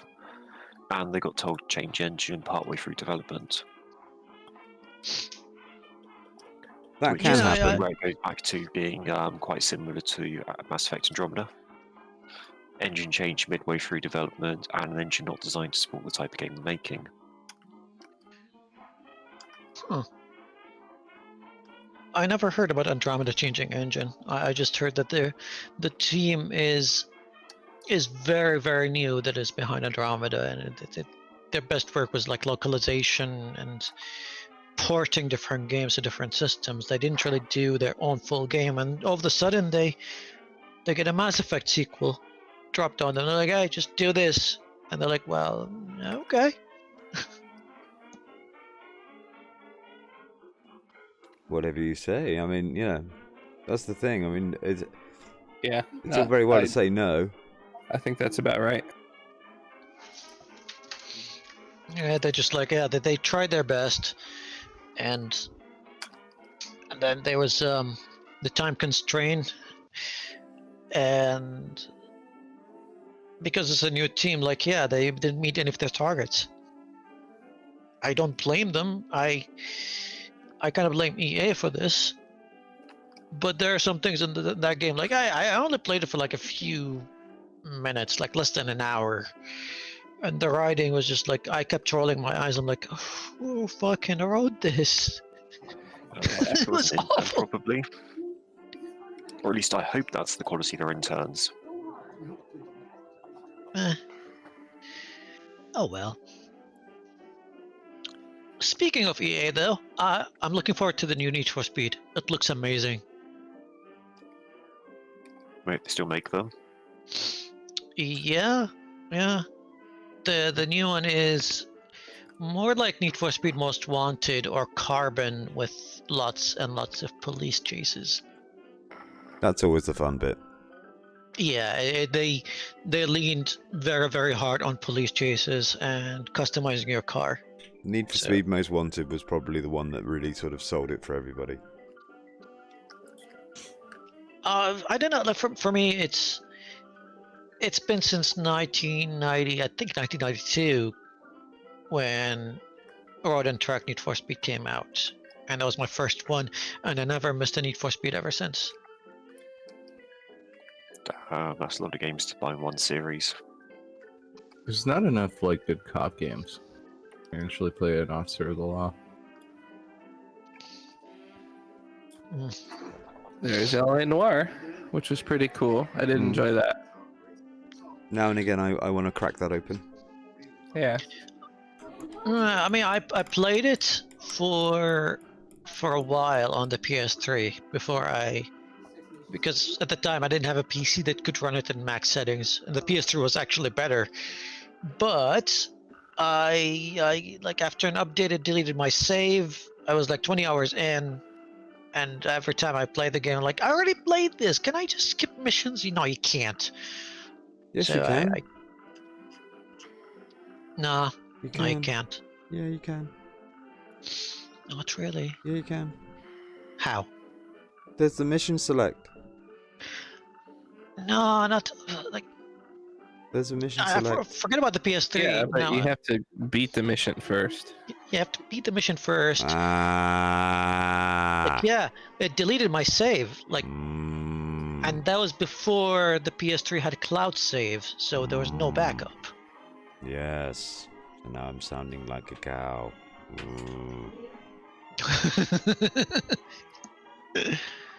No, I think when it comes to playing as a police, there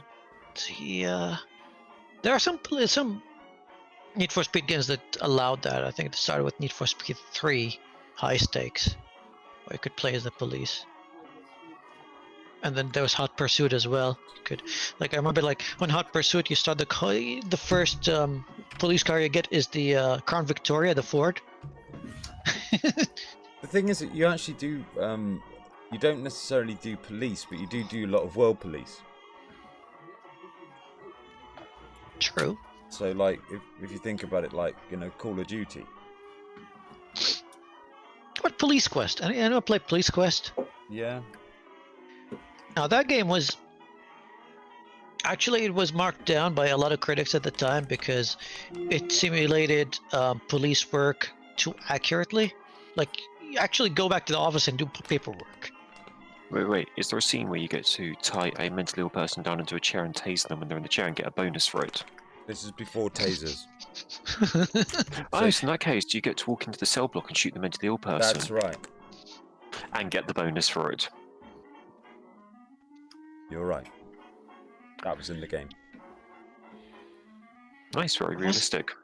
It was either the first or the second game where you have to do rounds, like you get in the police car and just drive around town, and you stop this car for speeding, and there's this girl just like showing you her boobs, just to get away with it.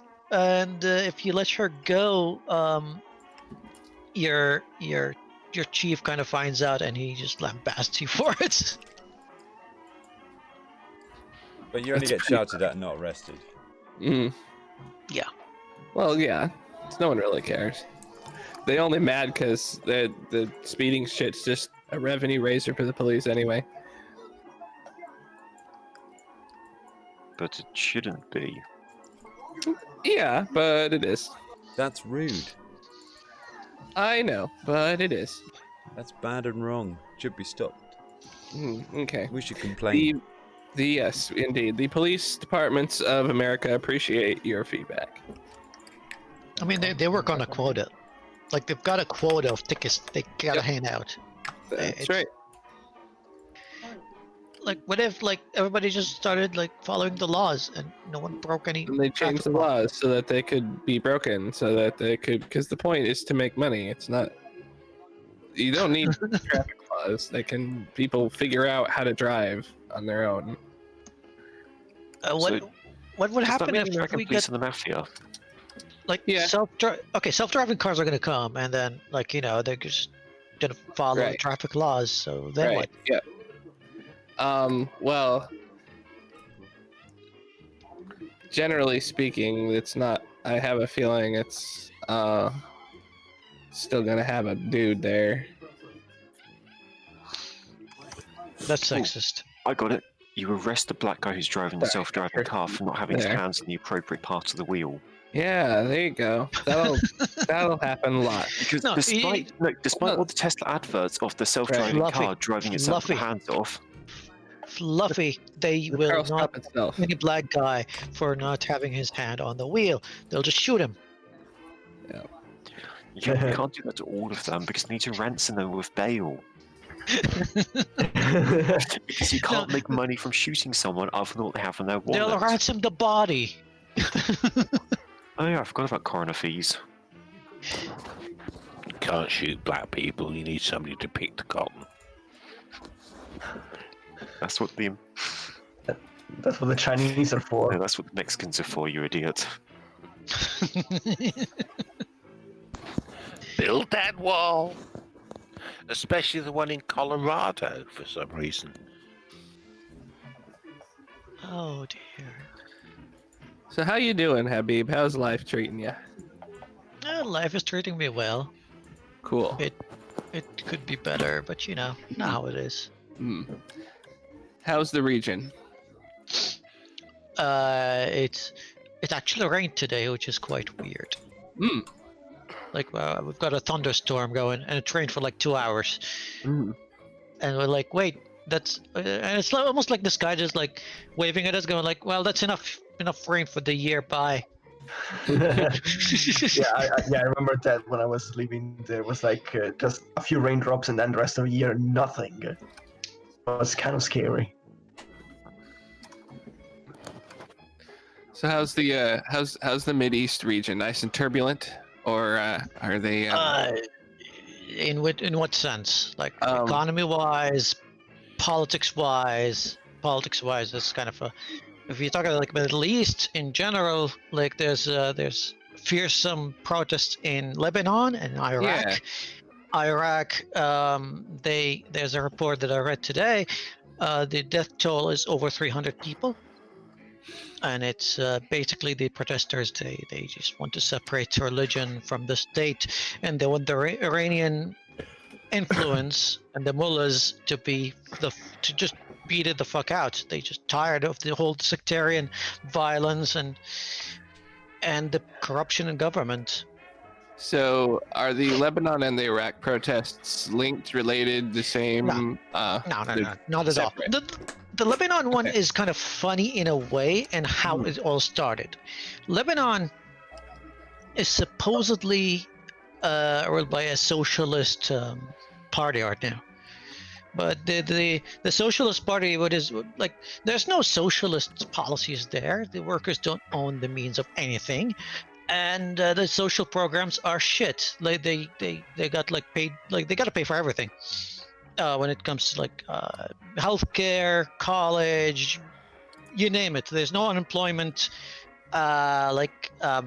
fund or whatsoever. So no social programs. Yet the taxes are high. So I don't know how that party is calling itself socialist, but they wanted to roll out like some new taxes to fix the economy. And one of the taxes was called a WhatsApp tax. They wanted to tax WhatsApp, the app, and people went berserk. They're like, "Hey, you know what? Enough is enough." So they went out on a protest, and the guys in Beirut, they thought, well, maybe a few hundred people would show up. No. It was to their surprise that throughout the entire Lebanon is 4 million people, by the way. 1.5 million was protesting on day 2. Out of 4 million people, the population is 4 million, and there was like, no wait, the population 6 million, and there was 1.5 million protesting in the street, and that was the first week. Because people like their WhatsApp. Like Lebanon is one of those countries that have more people living outside of it than inside, so they use WhatsApp as their main mean of communication between relatives and friends. Lebanese people are all over the place, from Argentina, Brazil, all over the Middle East, all over Asia.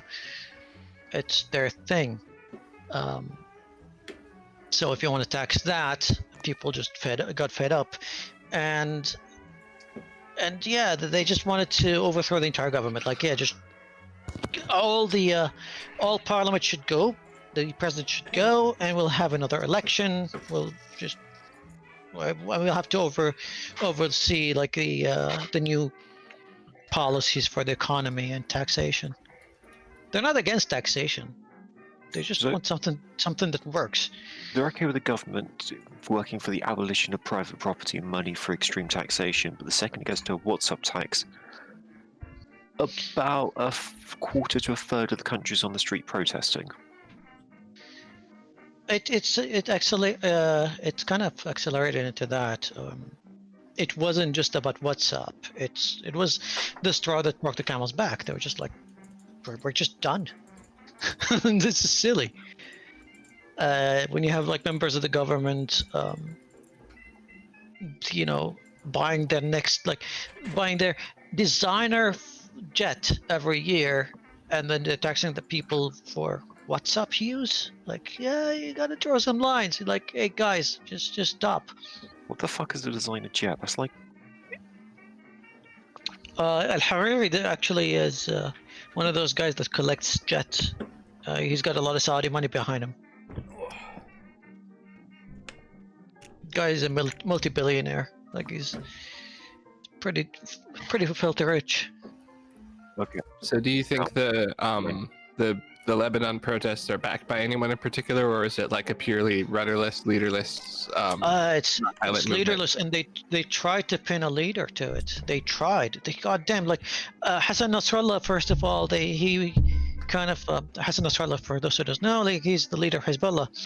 At first, Really? At first he was like he denounced the protest. He's like, I stand with the government, and we should just do better as a government. But yeah, you know, overthrowing anyone.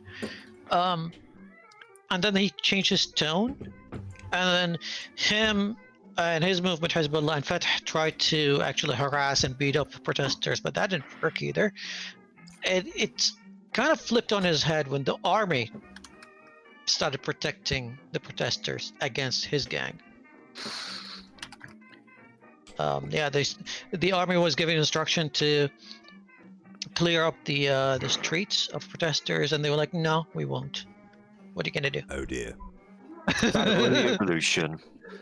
So they can't. So normally, at least what happened last time, I think in Syria, was that they ordered them all dead, and then that stuff happened. Do you think that'll happen now, or I guess they can't do that if the military said no? The military is standing with the people.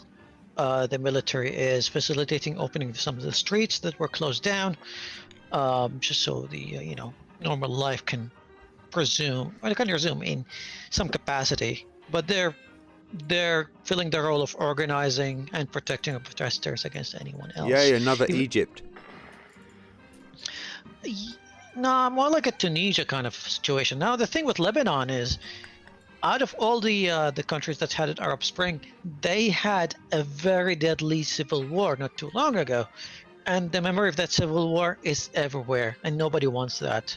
So when the army first got signs of this revolution getting like too strong, like you've got like more than 1 million people in the street, they were like, well, if we start beating them up, they'll retaliate. And they are capable of retaliating. And then we've got another civil war. So you know what? No civil war. There's no fighting, and anyone who fights will beat them. So that's how it went. The army is pretty smart, actually, in Lebanon. That just sounds like the army saw the fact that a revolution has already happened. It's just a matter of time until the government's changed and went, okay.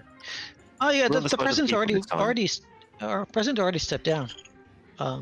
So he's negotiating transition now to a new president. I don't know when the new election is going to be. Now the protests are still going, even though the president went down, because their main motto, motto is "Kullun yani kullun," which means like all of them means all of them. They want the entire government, all the parliament, to step down. The president was Tariri, right? Wasn't he the dude who everyone said was sort of in the pocket of the Saudis because he got kind of kidnapped a while back and had to say some stuff, and then everyone sort of looked askance at him after. I think of it too. Yeah, that's him. That's the one who stepped down. Yeah. And even Hassan Nasrallah, he has his supporters going down the street. They're like, well, Hassan Nasrallah is a good guy. I mean, we don't need to depose him. And now, like, in Tripoli alone, there's like more than 1 million people partying every night there. Okay, if you don't know how the protests are in Lebanon, they're unlike anything else you've seen before. Look up their protests in Tripoli. It's a party. They've got concerts, fireworks, booze, belly dancing, glow sticks, I guess. So that's their protest. There's just people partying. Cool. So, what about the Iraq one then? It sounds like that's different and more violent. The Iraq one is a little bit more sinister because it's against the Iranian influence in Iraq, sorry, and it goes deep over there because they're not going just after the government, even though it's like a lot of the electorate are now in the pocket of Iran, and they're going against the mullahs as well, all the religious clerics that are in control, and they're just like we're just tired of it. Like, why can't we just have an Iraq and Iran can just stick to its own business? Like, just get the fuck out of here. And you have like one of the mullahs had like one of the craziest thing, like that's the Grand Mufti of Iran, of Iraq, by the way. He was like, how come you never protested like when Yazid 1400 years ago killed one of our imams? You never protest over that. You protest now against Iran? What did they do to you? And like, what the Wow. that's dumb. That really is so bad. dumb.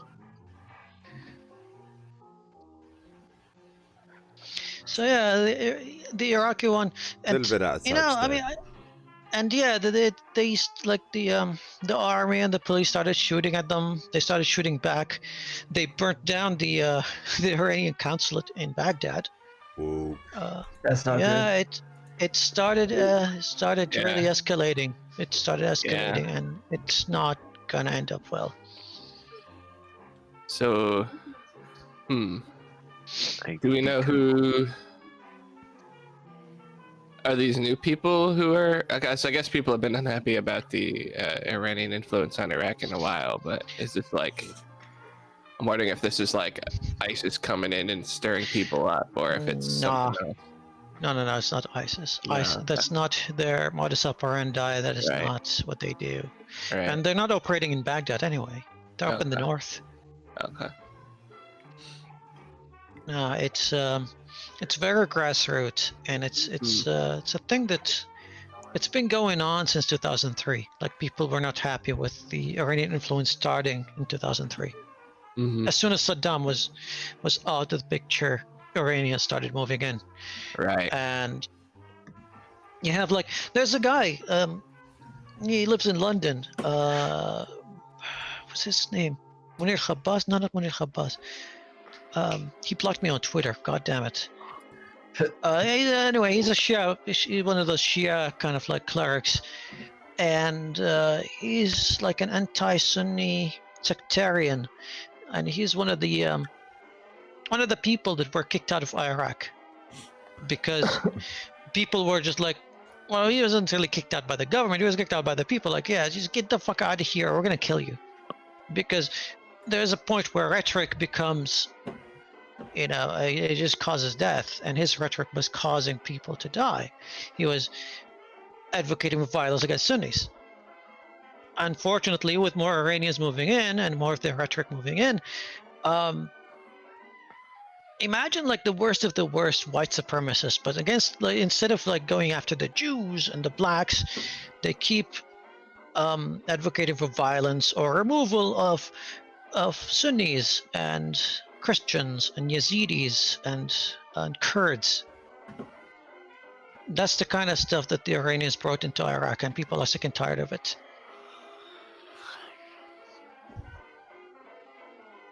So, are they going to go full on nasty? It's been. I mean, I don't really know much about it, because you can hardly see any articles about it. Like there's maybe 2 articles on CNN that give you like a full picture of it. I know a few people from Iraq that live in Canada. They keep me informed every now and then of what's happening, but it's hard to get a picture of what's actually going on in the streets. It doesn't look pretty. From what I've seen, it doesn't look pretty at all. This kind of reminds me of the early days of the Syrian revolution. And yes, it's a grassroots movement right now, but what I'm afraid of is that we might get an ISIS 2.0 if these young people, very impressionable people, get picked up by another extremist thing, and they go like, well, let's just, how about we Right. genocide all Shias, Yeah. So, yeah, I don't know. Like, I'm not happy with it. I mean, I do recall that was one of the warnings that was basically ignored by everyone when Libya was in turmoil. Was that the people who were looking to overthrow Gaddafi were basically a bunch of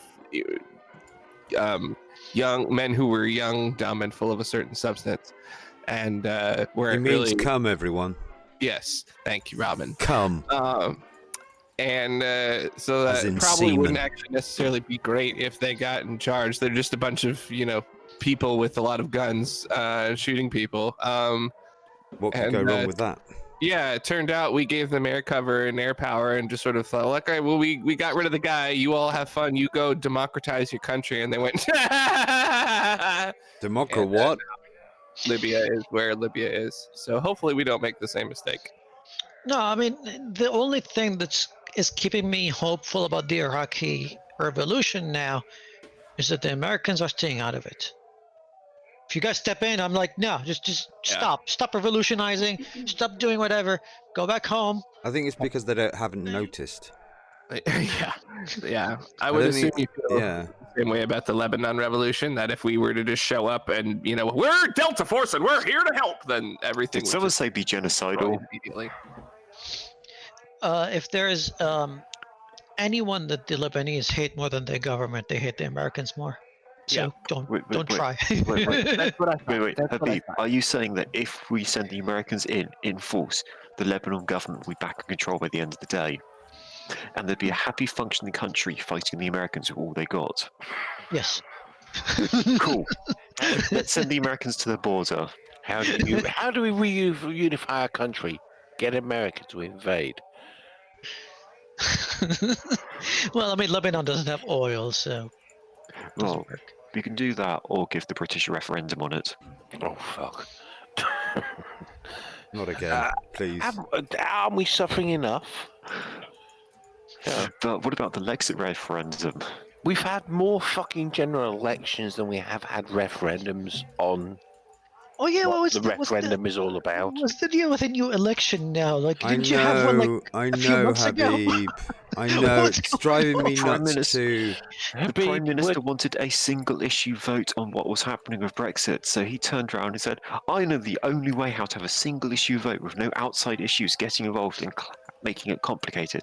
I'll have a general election. Or as we like to call it, the Brexit referendum.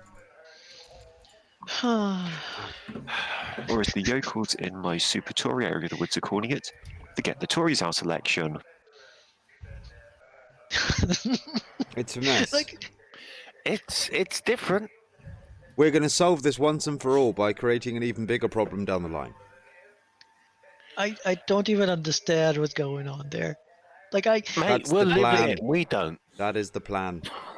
Like I watched the latest Jonathan Pye thing, and he was like, "There's a new election," and he was ranting about it. I was like, "Wait, what? I don't. You just elected Johnson. Like, the fuck is going on here?" No, Tory party members elected Johnson inside the party, but they let 15-year-olds vote for that. However, they rejected Amendment C and Amendment D. Amendment C would have allowed people with indefinite stay and European citizens who are applying for indefinite stay to register to vote in UK elections, which for some reason they're not allowed to do, but people from the Commonwealth with the same paperwork are allowed to vote. Yeah, pretty racist in some ways.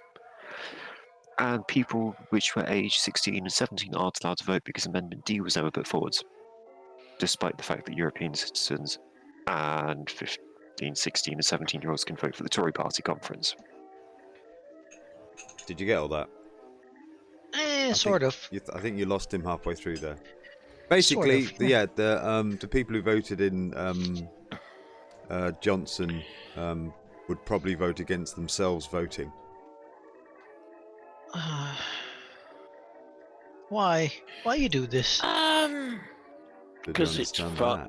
Because we're trying to take some of the heat off a certain person in America. It's not working. It's all a distraction. I mean, every time we do something, Trump goes, "Hold my Coca-Cola," or burger, or girlfriend's pussy. I just love the latest sort of like drama with Trump.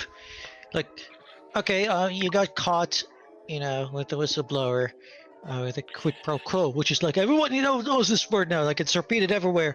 He's calling Ukraine, be like, just give me some dirt. All right, fine. Deny it. You can deny it. You can't actually hide this transcript. You don't have to release it. You can just deny it. And yeah, the entire GOP denies it. They're like, no, that didn't happen. That didn't happen. And the same day, he goes like live on TV and he's like, yeah, I did it. But the thing is, he keeps on going read the transcript, and it's like, this isn't the transcript. It's This an is a edited summary of what version. you said. And even the summary is Summary's bad enough. Can you it's imagine bad how enough. bad Like the it actual confirms, transcript is? like the summary itself. Like it's the only thing that I read. I didn't even read the full transcript at all. And yeah, it confirms. Like I bet there Trump was- hasn't. I bet. So he's basically kind of going, how bad is it? And they're kind of going, no, it's not that bad. He goes, oh, release it then. He goes, sir, no, just release it. Sir, no, release it, I told you. All right, then. All right. It could be just like that, you know. I'd understand. I God mean, damn it. our prime That minister guy. would never do anything as dodgy as that. I mean, you know, things like suppressing a report from the Joint Party Intelligence Committee that mentions about Russian hacking of the UK in 2016 and 2017 elections. We would never. Oh, yes, we did. You see, you got to finish as though people know what you're talking about. Well, I would assume because everybody's up on British politics. Not everybody. No. Some of us are just ignorant. Right. Some of us don't even care. You see? So you have to inform everybody. There's a report by the Joint Parties Intelligence Select Committee that have been inquiring into the actions of the Russians, into their influence on British politics, mainly in the 2 previous elections. And Boris Johnson, this report has been passed through all the stages it has to be passed through. It goes up to Boris Johnson, who literally all he has to do is sign it and release it. It's been redacted by all the different intelligence agencies we have in the UK. All that's been cleared. But Boris has decided, I'm not going to release that. And the question is, why aren't you releasing it, Boris? Reasons. Well, the bits but it's not been leaked, but there are. It names things like 9 Russian billionaires who have supplied money to the Conservative Party. That might have implications within why the Tories aren't skint anymore, because they were bankrupt a couple of years ago. It is weird that they had to cling on to incredibly rich people, and they make policies that incredibly rich people like. Bizarre coincidence. I'm sorry, I'm looking at recipes. Well, on some positive news, Tim Martin from Weatherspoons might be losing Weatherspoons at some point, because his investors want to get him kicked out of the company because he's over-politicised the pub to the point where they're losing money now. Lol. I know, it's almost like the mood of the nation isn't, we want to talk about Brexit and how to get Brexit done and Brexit this and go to war with Europe. It's like the mood of the nation is just like, can we forget this happened? Please. Can we just withdraw Article 50, sit in the corner for a couple of years saying, sorry, we didn't mean it, we're really sorry, can people be nice to us again? Wait, withdraw it? No, it's just sent a very polite letter to Europe saying, you know this Article 50 thing that people keep talking about? What is it? I've never heard of it before. And our entire foreign policy for the rest of the time would just be going like, what is this word Brexit? Is that even English? God, it's stupid, man. It's the Brangelina of fucking politics. Yeah.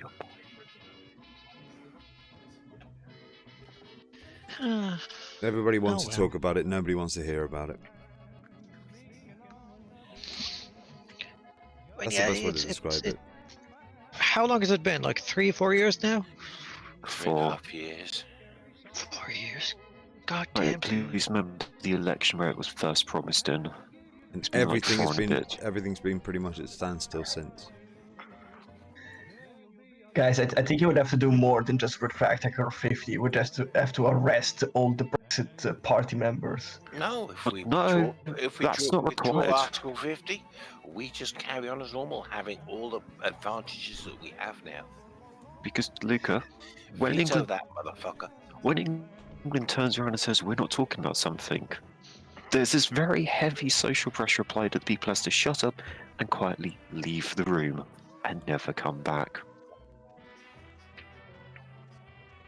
The only reason why Alistair Campbell and Tony Blair are sticking their head above the parapet in this country because of Brexit. If Brexit didn't happen, they would be doing a very good job at avoiding the UK while living in it. Have you seen the interviews with Burko since you left? He's done one with Alistair Campbell, and he did another interview with the Guardian / Observer.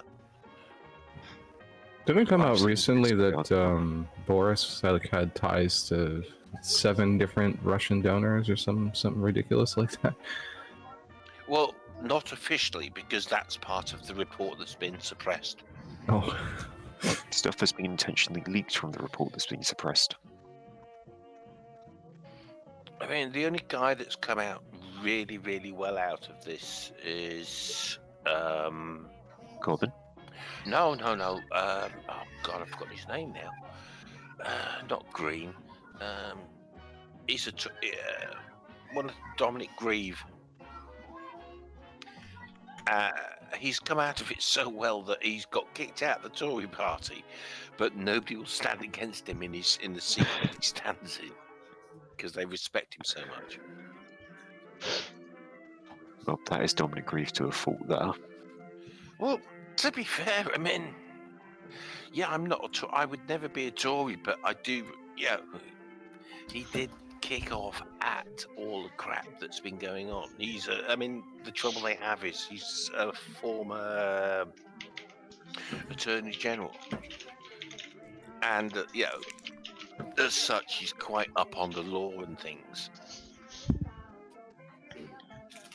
Yep, he's the exact guy you want to be in the opposition. Shame he's conservative.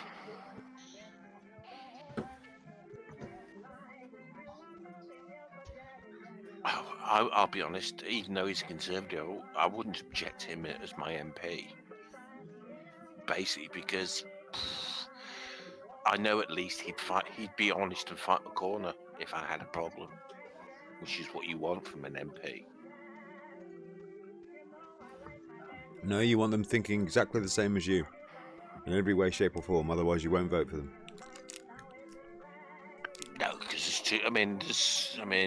Satan, how do? But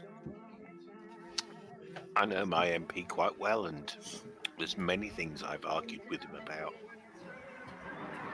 Still a reasonable bloke. I mean, his official position is Shadow Defence for Peace and Disarmament, I think. Which is a really weird title. okay. I still find it funny that this is essentially a single issue election. No, it's not. Yeah, you're absolutely. That's exactly the issue. It shouldn't be that it's individual, but it is. Actually, every party except for the Liberal Democrats, the Brexit Party, and the Conservative Party are doing a very good job making it so it's not a single issue election. And by making it into a multifaceted, complicated, messy general election, as every general election is and should be, where there's multiple different narratives and viewpoints competing, they've managed to take a lot of the wind out of the Conservative Party. And now the Brexit Party is successfully picking up some steam across the country for the absolute Brexit hardliners by saying that Johnson's deal is a deal and it is a treaty. So the few people stupid enough to still want Brexit won't vote Tory at the rate they're going. It's not all about who votes. going to be a fun time. I mean, I personally believe we'll end up with another hung parliament, but I've no idea who's going to be who's going to be Prime Hopefully Minister. we get a hung parliament under Corbyn. Oh, it'd be hilarious.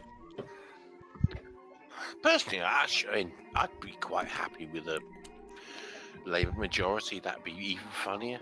I want 650 different parties represented. Okay. Should we call that Italian Monday or Tuesday?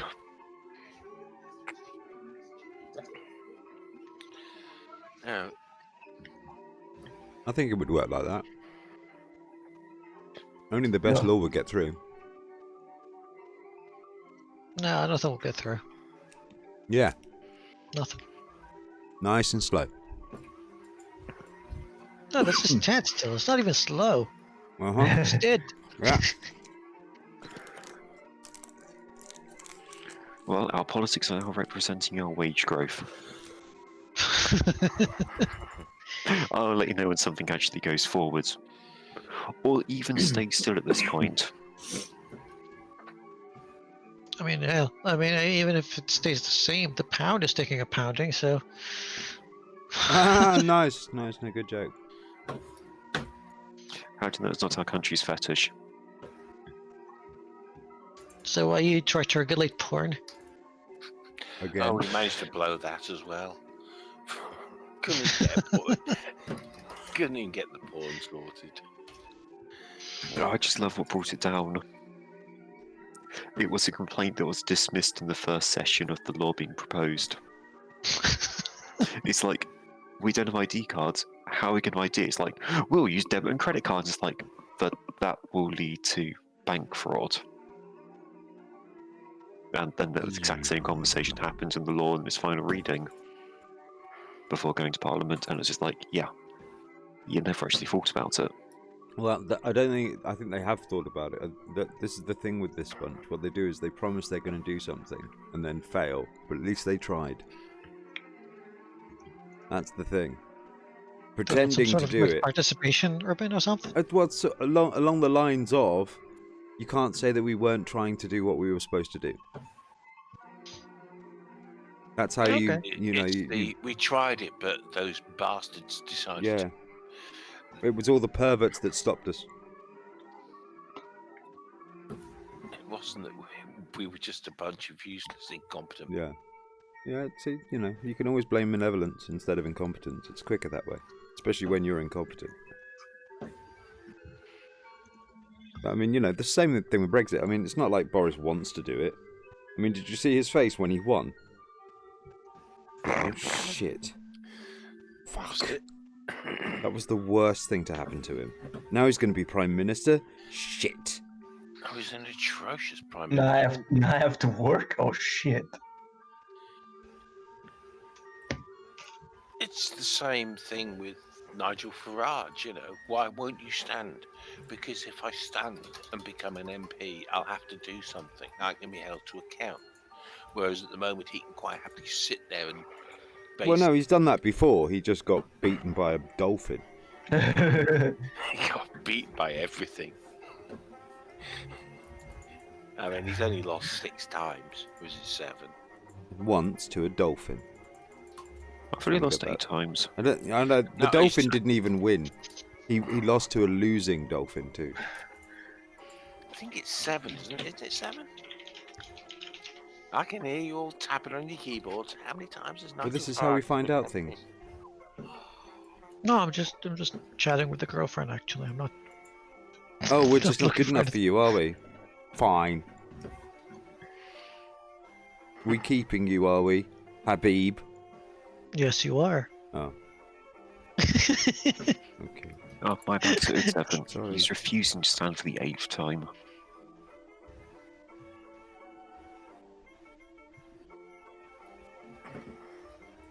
With his most successful vote being the one in 2015, where he stood at South Titan.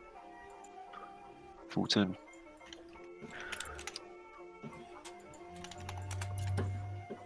I'm surprised there isn't somebody who made a website called Trump News.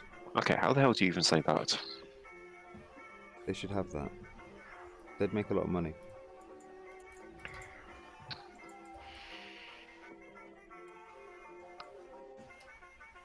And you can just buy the website, I guess.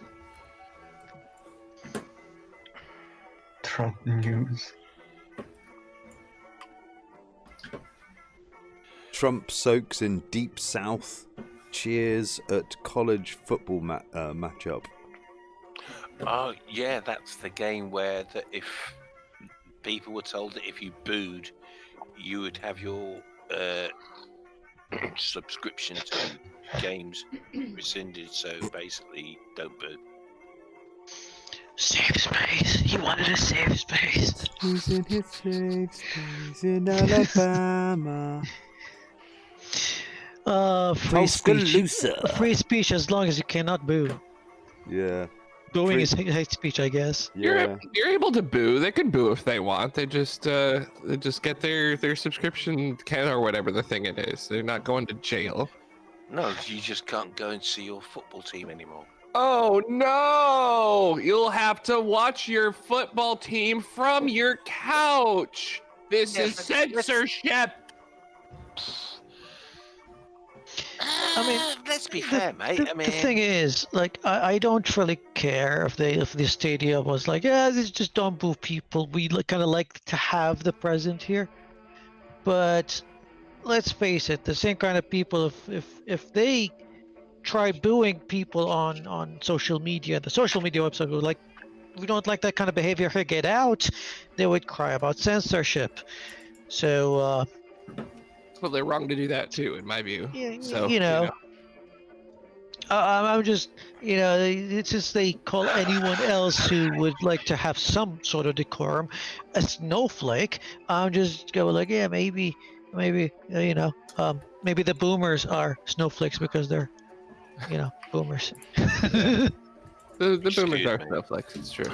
I'm a boomer, okay?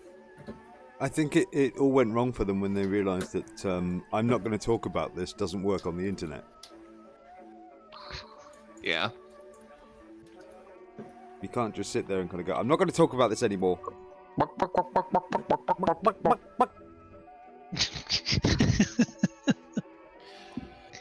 It's the boomer cluck. they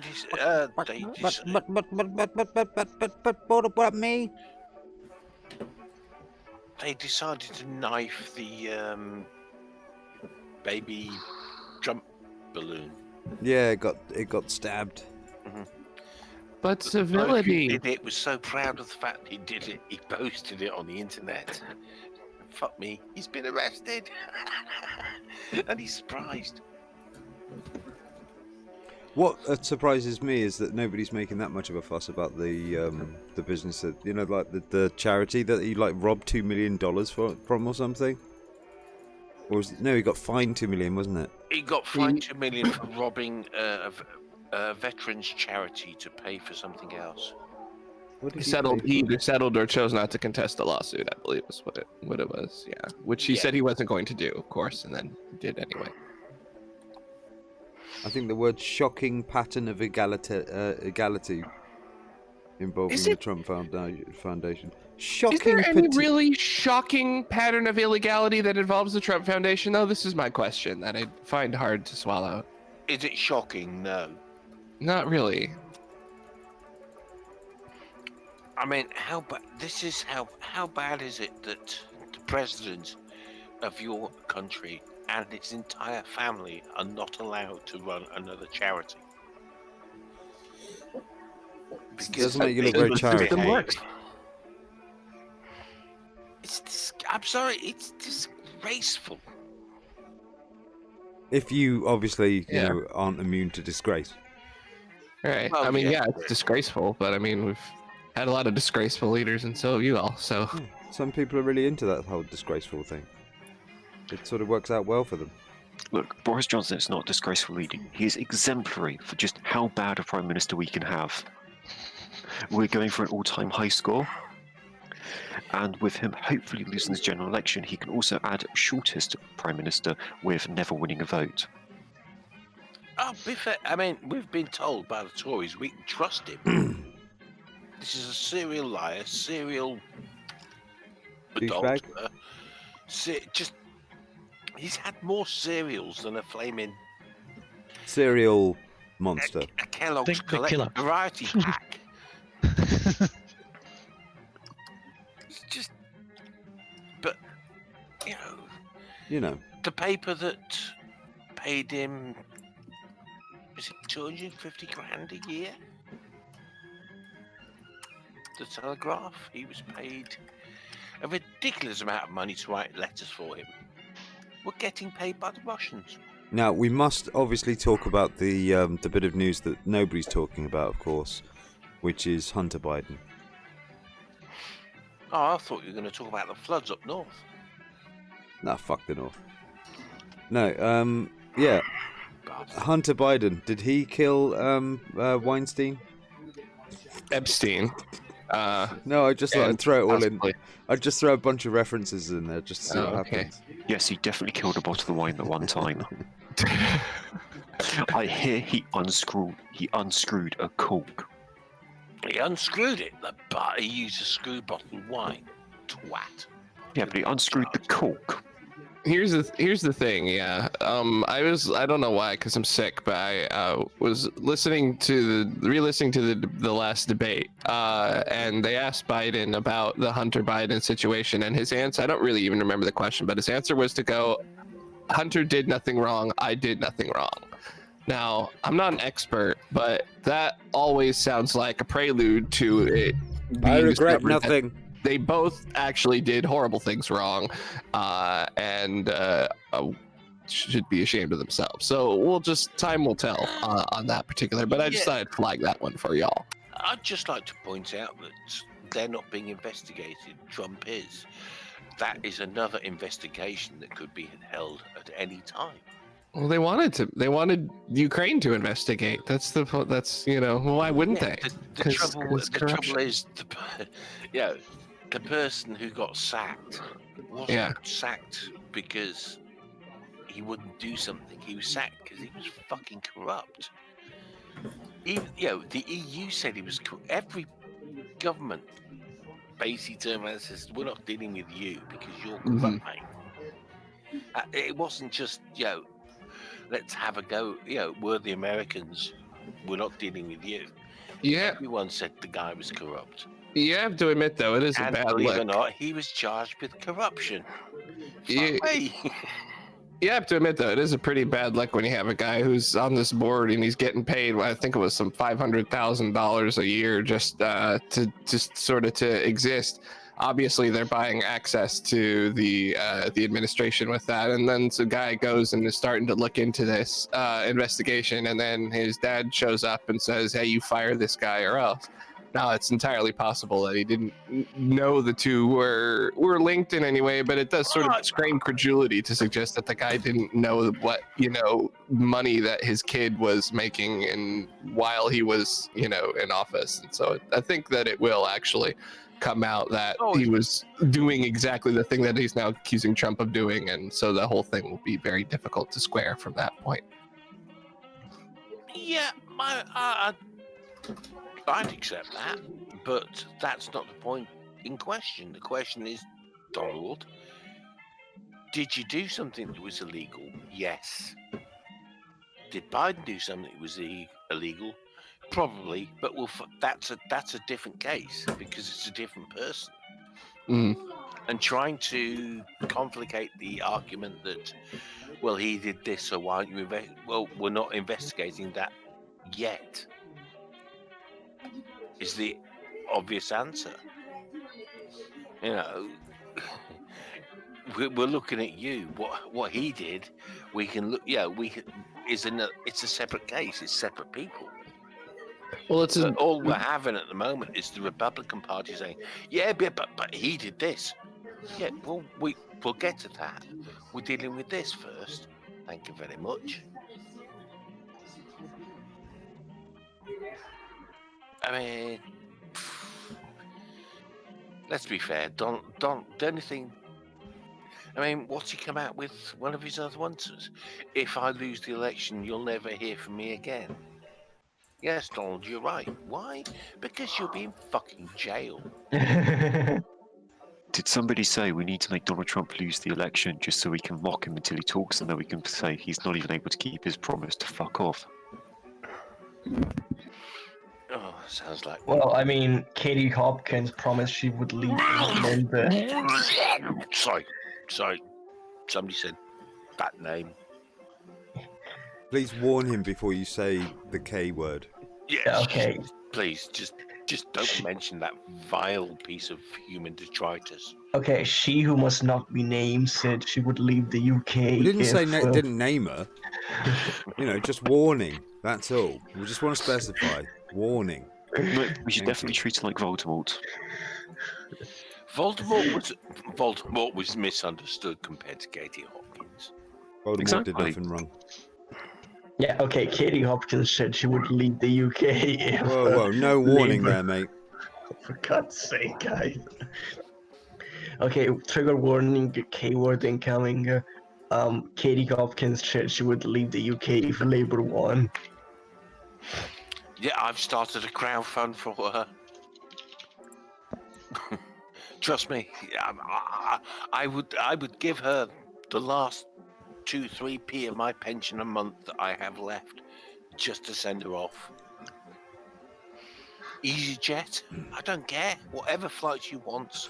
I Ryanair. donate my furniture to her burning. Birth of witch. What a waste of furniture. I'll be there. I'm not gonna throw fire at her. I'll just throw a milkshake.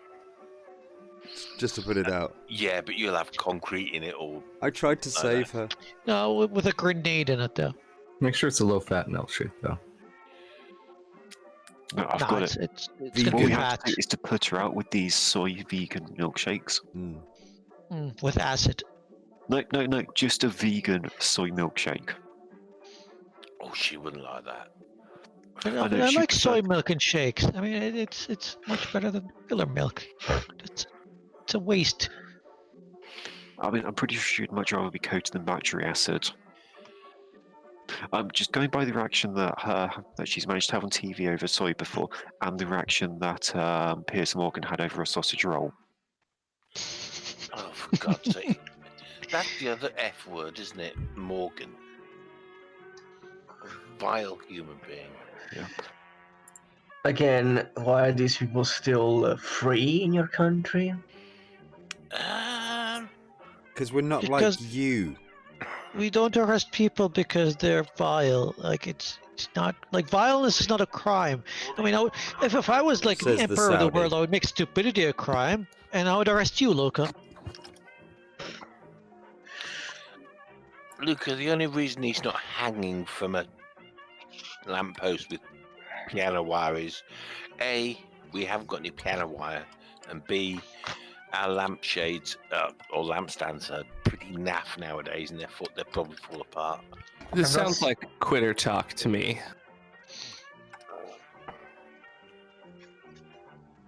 I'm not saying hang him, I'm saying put him in a jail cell with a rapist. Also, Jeffrey Epstein didn't kill himself. Jeffrey Einstein, Aw. that one. Luca, Yeah. how He was a rapist, but by God, he's good at maths. Luca, how dare you suggest someone rape him? Or her? For God's sake, Really feel Luca, bad about the rapist. our criminals have got some standards, and they wouldn't touch him. Even with yours. Yeah. So Logan Paul is being punched in a ring. That sounds good. He lost. it? I apparently. actually just started watching that. Good. Oh, sorry, I Let's see just him get spoiled hurt. it for you. Let's do see Paul apologise. Logan Paul, whatever his fucking name is, get the shit kicked out of him. It did. It went. Was it 12 rounds? Really? Yeah. Oh my god. It was a. It was a judge's decision, and even that was argued over. Oh god.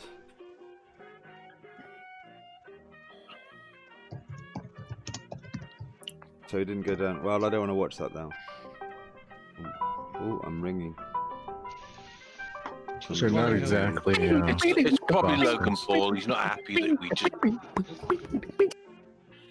fucking amateur. Just Is letting Logan Chris Paul know. calling you again, Robin? No, it's Okay. Chris. I'm just letting him know the open house is on. KSI kind of rocked him on round 3.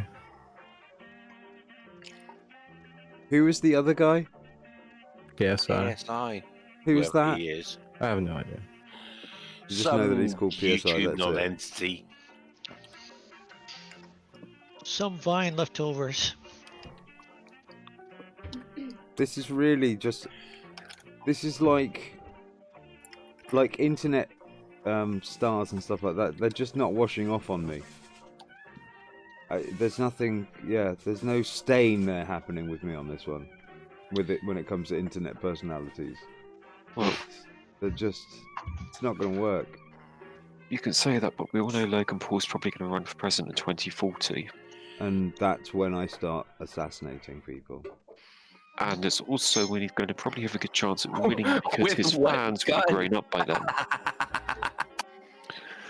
Well, if when we- Brexit goes through, he'll be doing it with a bow and arrow.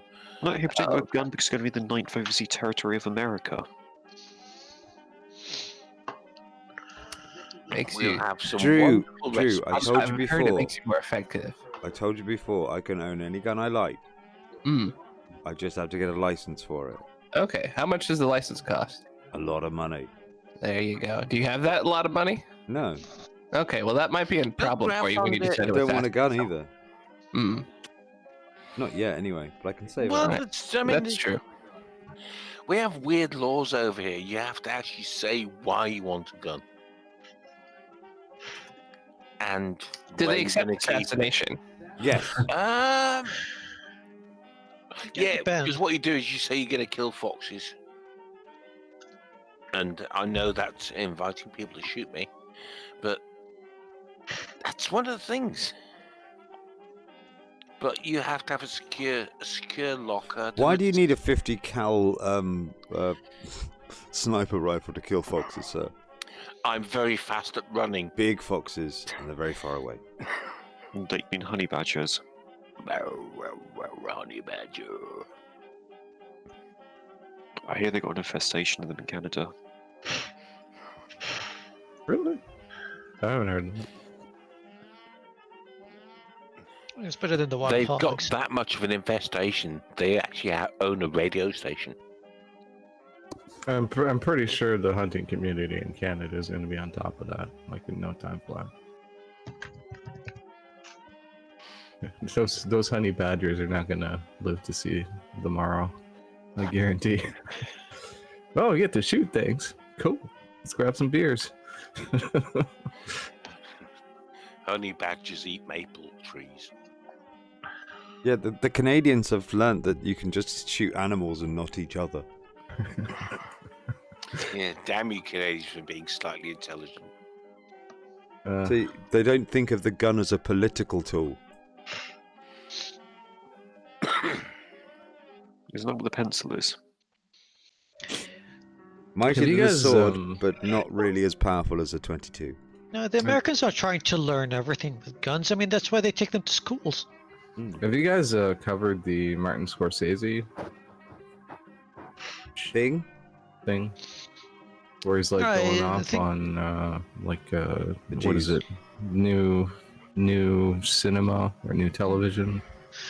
His thing with Marvel. Well, I mean, it's with Marvel, but I think it's just a general sentiment. And I think what Martin Scorsese needs to realize is that not everybody's Martin Scorsese.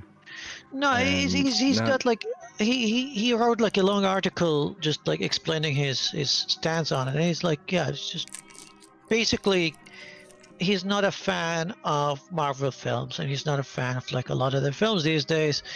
And he called them like not the cinema I grew up with, or not just like cinema because it lacks like the human emotion. And yeah, it's he explained it very well. Like it's just like not the cinema he grew up with, and that's just fine. It's I guess. live action Saturday morning cartoons. Yeah, but I mean, that was always the case. Like I said, he has to realize that not everybody's Martin Scorsese. Not everybody's bringing art form to like whatever they're deciding to produce. Like, God, what was the new motion picture with Natalie Portman? I think it was on Netflix. It was a Netflix exclusive. That one was very artistic and very well made. Wasn't my cup of tea personally.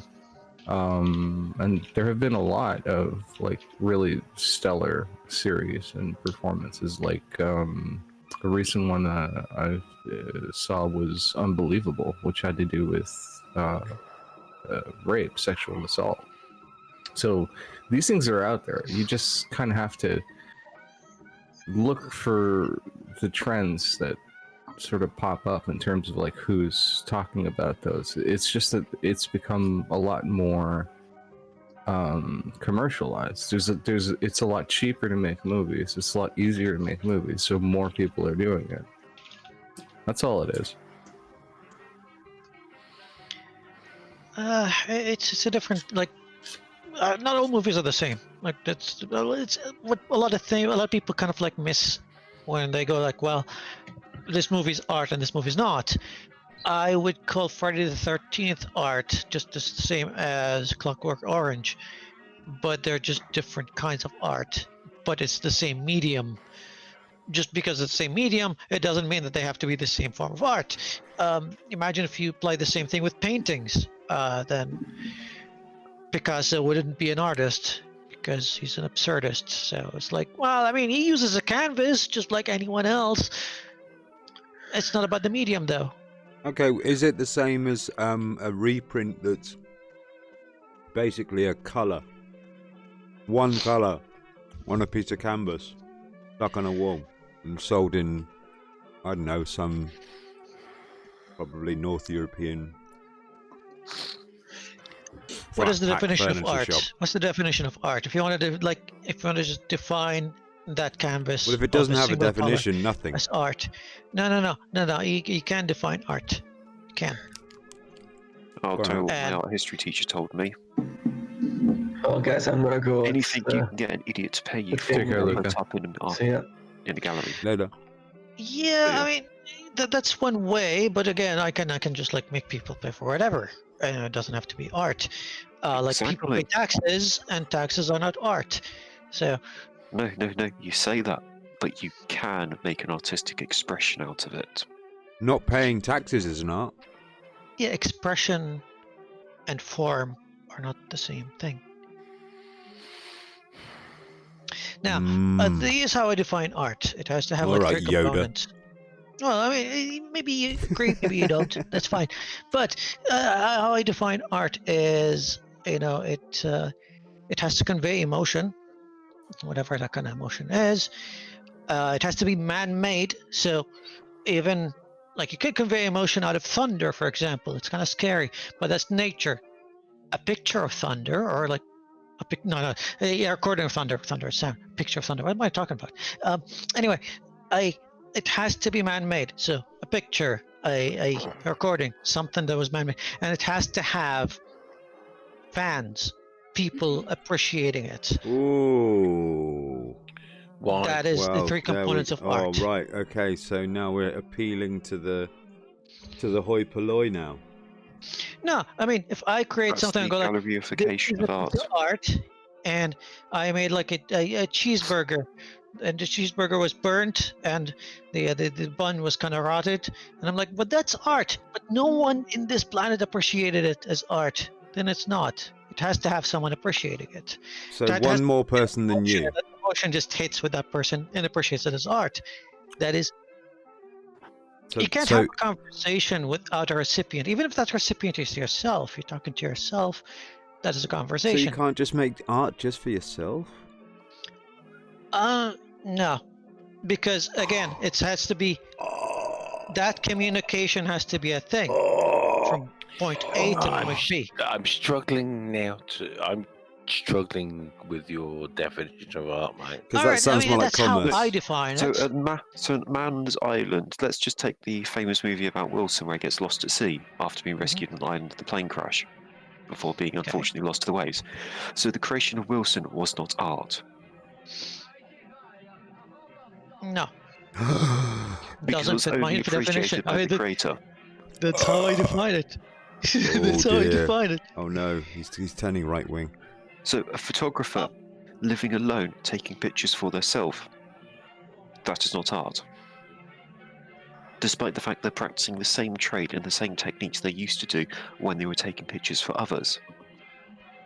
It's the same question as if the tree falls in the forest and no one is there to listen to it.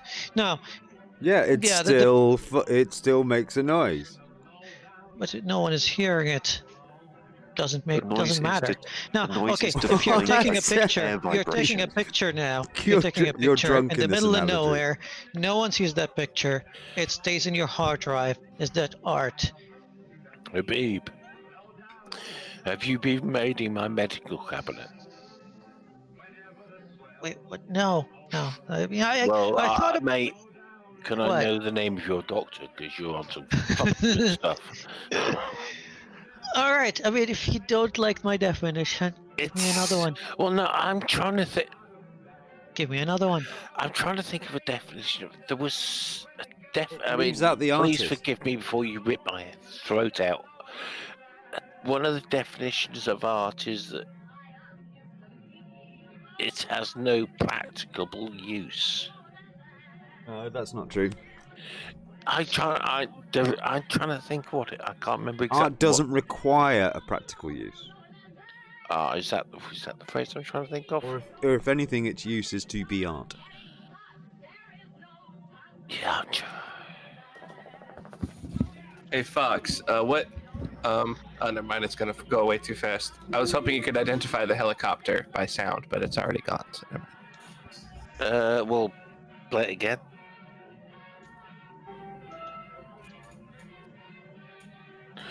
I mean, it's difficult to. I mean, basically, It the gets noise canceled. Forget it. It's a silly idea. in America, you can hear two sounds, it's Chinook. Apart from that, nope.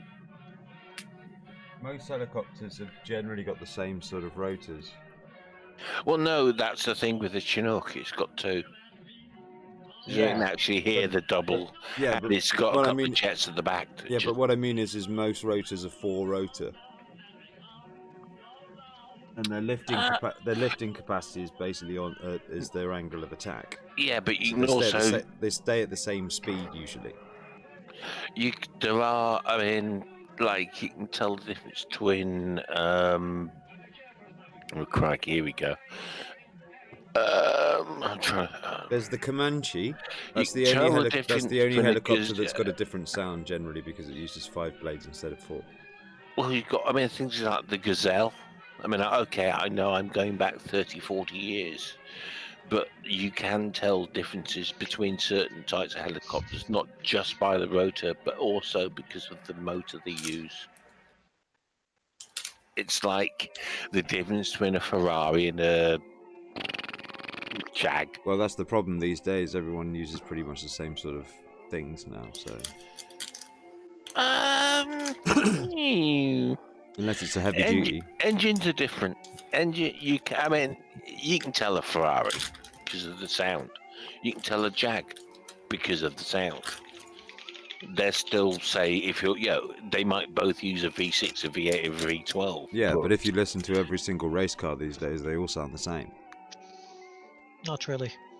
No. Yeah, not Sorry, really. mate. Not at all. When you hear F1, every single one of those cars sounds the same. They don't have any real different tone. F1s They have enough difference. Years ago they did.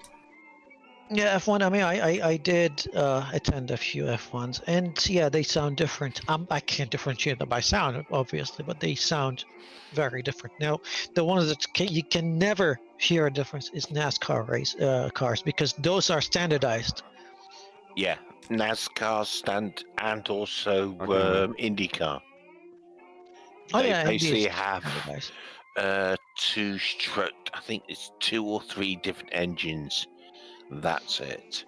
They have 2 or 3 different bodies. That's it. But after that, the Indy cars are pretty much. I mean, they are virtually the same vehicle.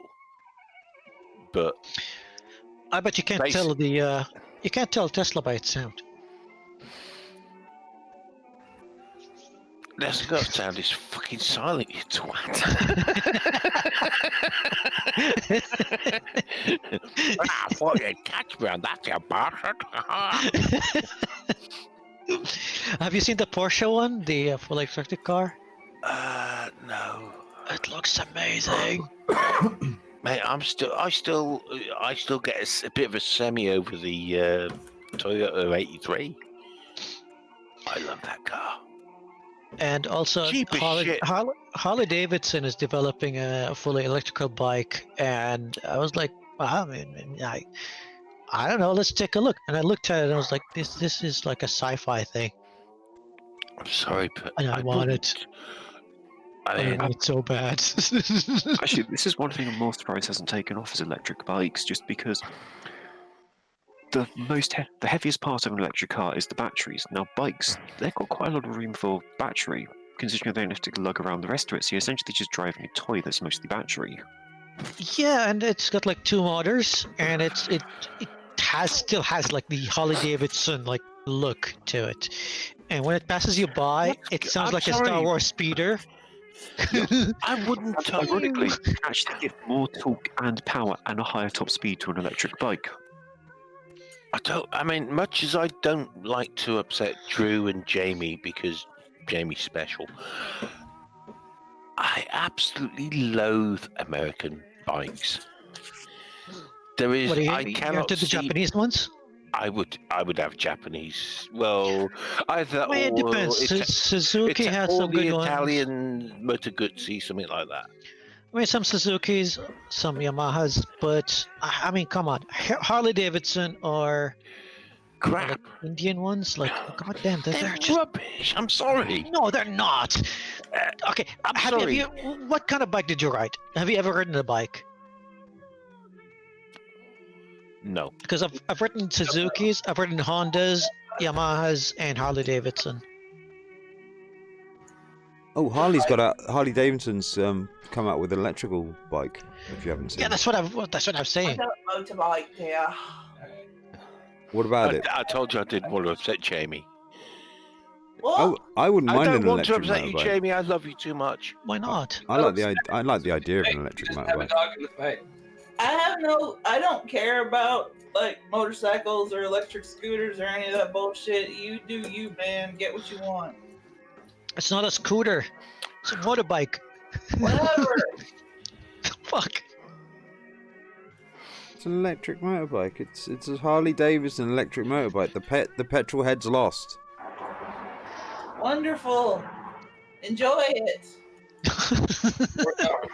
I can't afford it though. I need $40,000. Well, Can you I'm spare? sorry. Start a GoFundMe for Habib. He needs us in his life. I think the best bike at the moment is BMW 1050. BMWs are great. They're just they cost a ton of money to maintain. Yeah. Like Well, that's always going to be the problem with bikes. No, the thing with Harley is like, and it's you either like it or hate it, but there's so many third-party part manufacturers and like aftermarket parts. You could literally just rebuild the entire bike and keep nothing but the chassis with third-party parts. But even they're just, I don't know, they're just, it's like American muscle cars. They have these huge engines that do shit. Now, the kind of bikes that I enjoy are, I mean, yeah, when it comes to Harley, they suck as a city bike. I like them. I like their cruiser lines. Like, if you want a cruiser bike, they're the best out there. As a city bike, it kind of sucks. Yeah, you got to basically. It's got a really massive turning circle, so. Yeah, it's long, it's heavy, no, it's a cruiser. Like that's a road trip kind of thing. You don't commune in a Harley. Like that's stupid. I bet there are some people who commute in Harleys. Yeah, there are And they should because be they're shot. stupid. Yeah, but they're Americans. They don't count. No, it's British people in middle management who probably look after some sort of factory. No, they probably own Tritons and things like that. No, I was talking to a friend of mine from the States. He's also into bikes. And we were just like checking out this fully electric Harley Davidson. And I looked up I was looking at what kind of perks you get for it here in the UAE, because I remember when I had my Harley back in Saudi, I had a lot of perks that come with it. Like you don't just buy the bike. No, you get like a membership card. You have access to all their, like they had a chain of cafes all over the Middle East. You have like you go there and you just order whatever. It's on the house. You get access to training classes on riding, long riding, camping, maintaining your bike. And they have like 2 semi-annual sort of like events where they just go on a long road trip for like a week. One time we drove all the way to Kuwait, and that's from Hagbard, back where I lived. It's about So a day to basically, you there, right? invaded Kuwait on your motorbike. Yeah, basically. And one time we drove all the way from like East Coast to West Coast Saudi, and then we rode all the way north to Tabuk and then back. So, and that's all paid for, by the way. It's all managed by Harley Davidson. And I was like, so what kind of perks do you guys get in the States? And they're like, and the guy was like, nothing at all.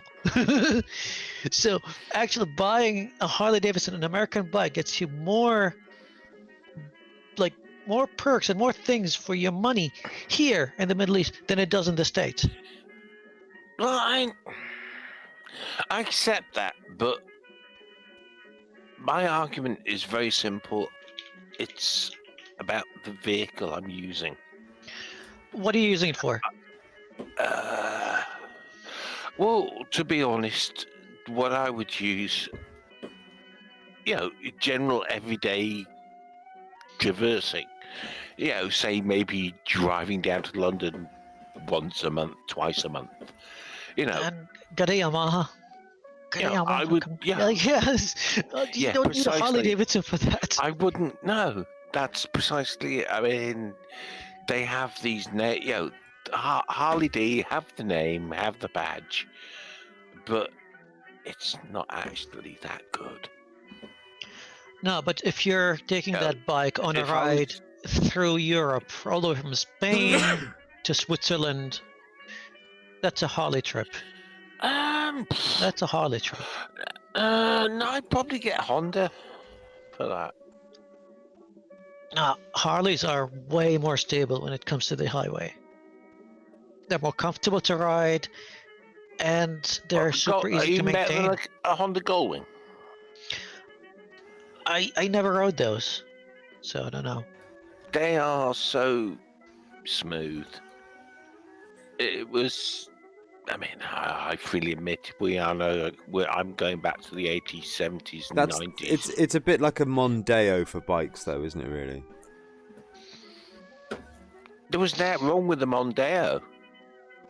It was just really fucking boring. Yeah, but it was reliable and it got you from A to B reliably. You could guarantee you got in it started.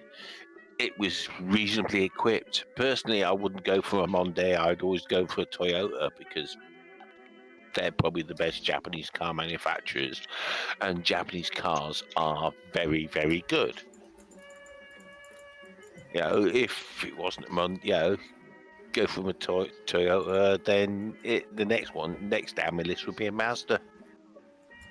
Once again, yeah, I know it's Japanese, but they're very well made, very reliable. What you want when you get up in the morning? You want to get in your vehicle, turn the key, it starts and goes. the things you get as standard in those. I mean, why did Japanese motorbikes obliterate the British motorbike scene in the 60s? Because Brits, we were quite happy with crap. The Japanese turned up with motorbikes and motor cars that went, I put the key in, I turn it, it starts. You I don't have to haven't got crank to anything, worry. you know? I don't have to drag out the starting handle. Do you remember starting handles? I Does don't anybody remember that here they were actually before my remember time. having to crank a car with a standing? I've done it. Before I've my done it. time, sir. I've done it. So, you know, the old starting handle. Yeah, I actually got in a car once and looked and went, where do we put this guy? Hasn't got a starting handle. Why not? That's how shit our motor vehicle, British Leyland, our bike industry you collapsed because you guys pretty much coasted, like the entire motor industry over there coasted on MGs. Yeah. And what else? Like there was nothing else really. we made basically we didn't understand how important a gasket was. What does a But gasket again, like do? if It we're, prevents I don't want oil to like, leaks. I don't want to go, like, I want to go about like the UK and how you failed the motor industry over there. But I find it fascinating that you're more into like European and Japanese bikes, but really loathe all American bikes, like all of them. Not just Harleys. Let's just talk about like anything else. I have an issue with American vehicles because they're not made to the same standard as they are made over in Europe and Japan. What kind of standards, though? Where the bodies, where the panels actually fit together, where the How engines about- don't okay. just run, but they run and keep running. I mean, a petrol engine will last, 100,000, 150,000 miles. A diesel engine will last ad infinitum. An American, just forget it. Well, Bodywork. on that note, I think it's time to call it knock this on the head. We'll carry on this conversation without you. Just so I can play videos to myself as well as talk to these guys. But anyway, thanks everyone for showing up, and we'll see you all next week. Am I working next week? Working Jeffrey Sunday. Epstein didn't kill himself. So it'd be fine to do it on Saturday. It should be alright to do it Saturday. Alright. Yes, Julie, it did. bye, cheers, bye, Yeah. cheers, bye. The real conspiracy is that Jeffrey Epstein never even existed. Jeffrey who? Everyone know Jeff killed himself.